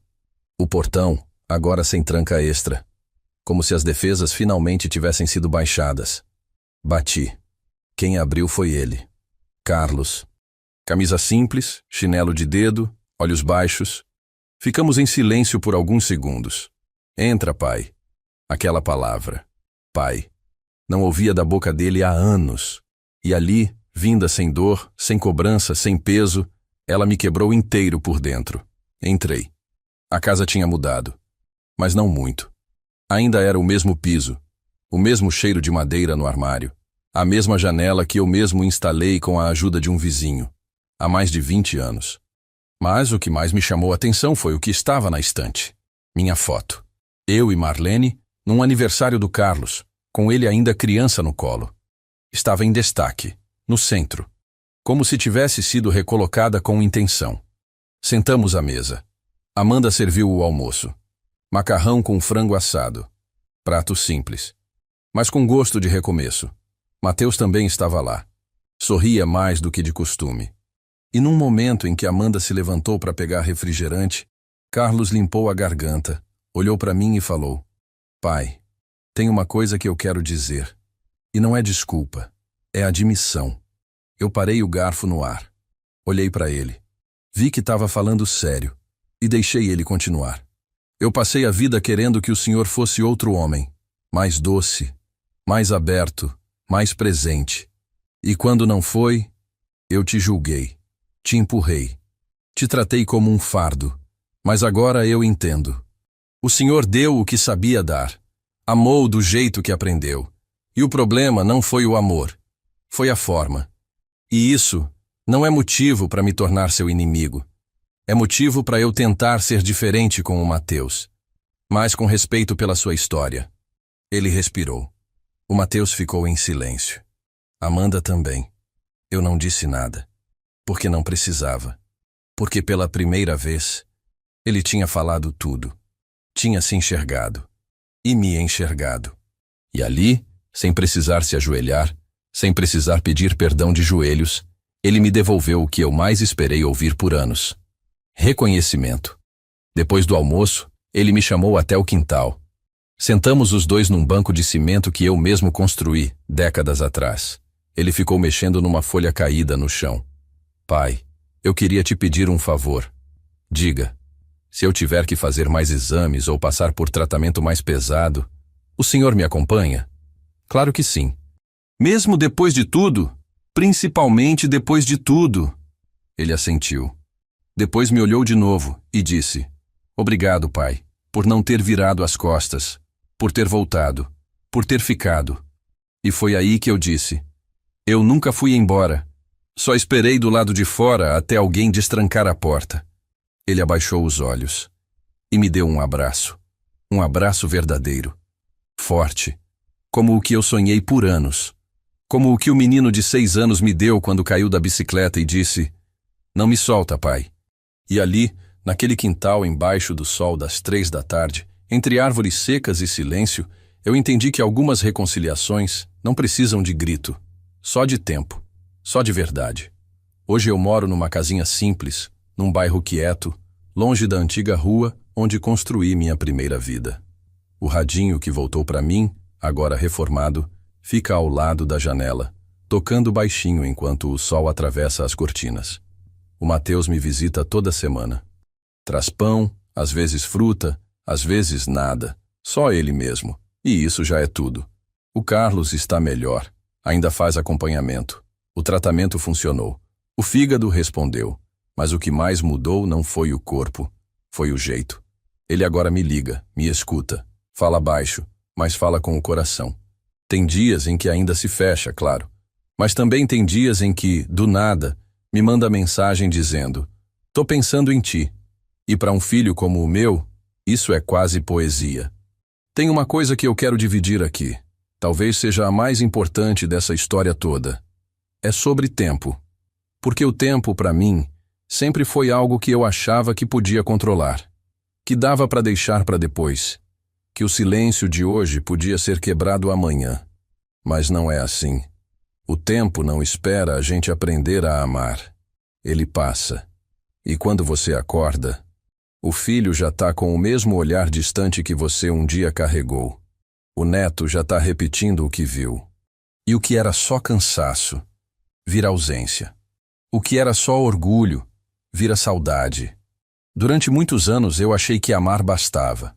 Que bastava pagar o estudo, botar comida no prato, dizer, faz o que é certo, e pronto. Achei que abraço fosse luxo, que conversa fosse frescura. E que homem não chora nem pede desculpa. Pois eu estava errado. E hoje, se tem uma coisa que eu carrego no peito com clareza, é que amor que não se mostra, vira mágoa. Mas também aprendi outra coisa. E essa foi a mais bonita. Sempre existe uma chance de voltar, mesmo que seja devagar, mesmo que seja diferente do que você imaginava. Eu perdi o tempo de ser o pai presente, mas ganhei a chance de ser o pai arrependido que se reaproxima, o vô que escuta, o homem que chora sem vergonha, e o coração que, mesmo cheio de cicatriz, ainda sabe abrir a porta para quem bate de verdade. Esses dias, o Mateus me mostrou um vídeo que ele gravou sem eu saber. Era eu e o Carlos, sentados no banco do hospital, falando baixo, rindo de uma lembrança boba de infância. No final do vídeo, o Carlos olha para mim e diz, a gente demorou, mas chegou. Aquilo ficou na minha cabeça e virou meu jeito de olhar para a vida agora. A gente pode demorar, pode errar, pode machucar, mas se tiver coragem, a gente ainda pode chegar um no outro, chegar na reconciliação, chegar no perdão. Por isso, se você ainda tem tempo, com seu pai, com sua mãe, com seus filhos, com quem for, não espera o fim.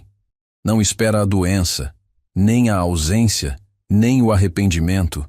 Não espera acontecer o que aconteceu comigo, porque por mais que tenha dado certo no fim, eu daria tudo para ter vivido isso antes. Se essa história te tocou de alguma forma, comenta aí se isso já aconteceu contigo, ou com alguém da sua família, e compartilhe com alguém que precisa ouvir isso. Alguém talvez ainda esteja com a porta trancada, esperando só um gesto para abrir. E se você quiser ouvir mais histórias como essa, de vida, dor, superação e verdade, segue o canal. Todos os dias tem uma nova história, para que você não precise aprender do jeito mais difícil.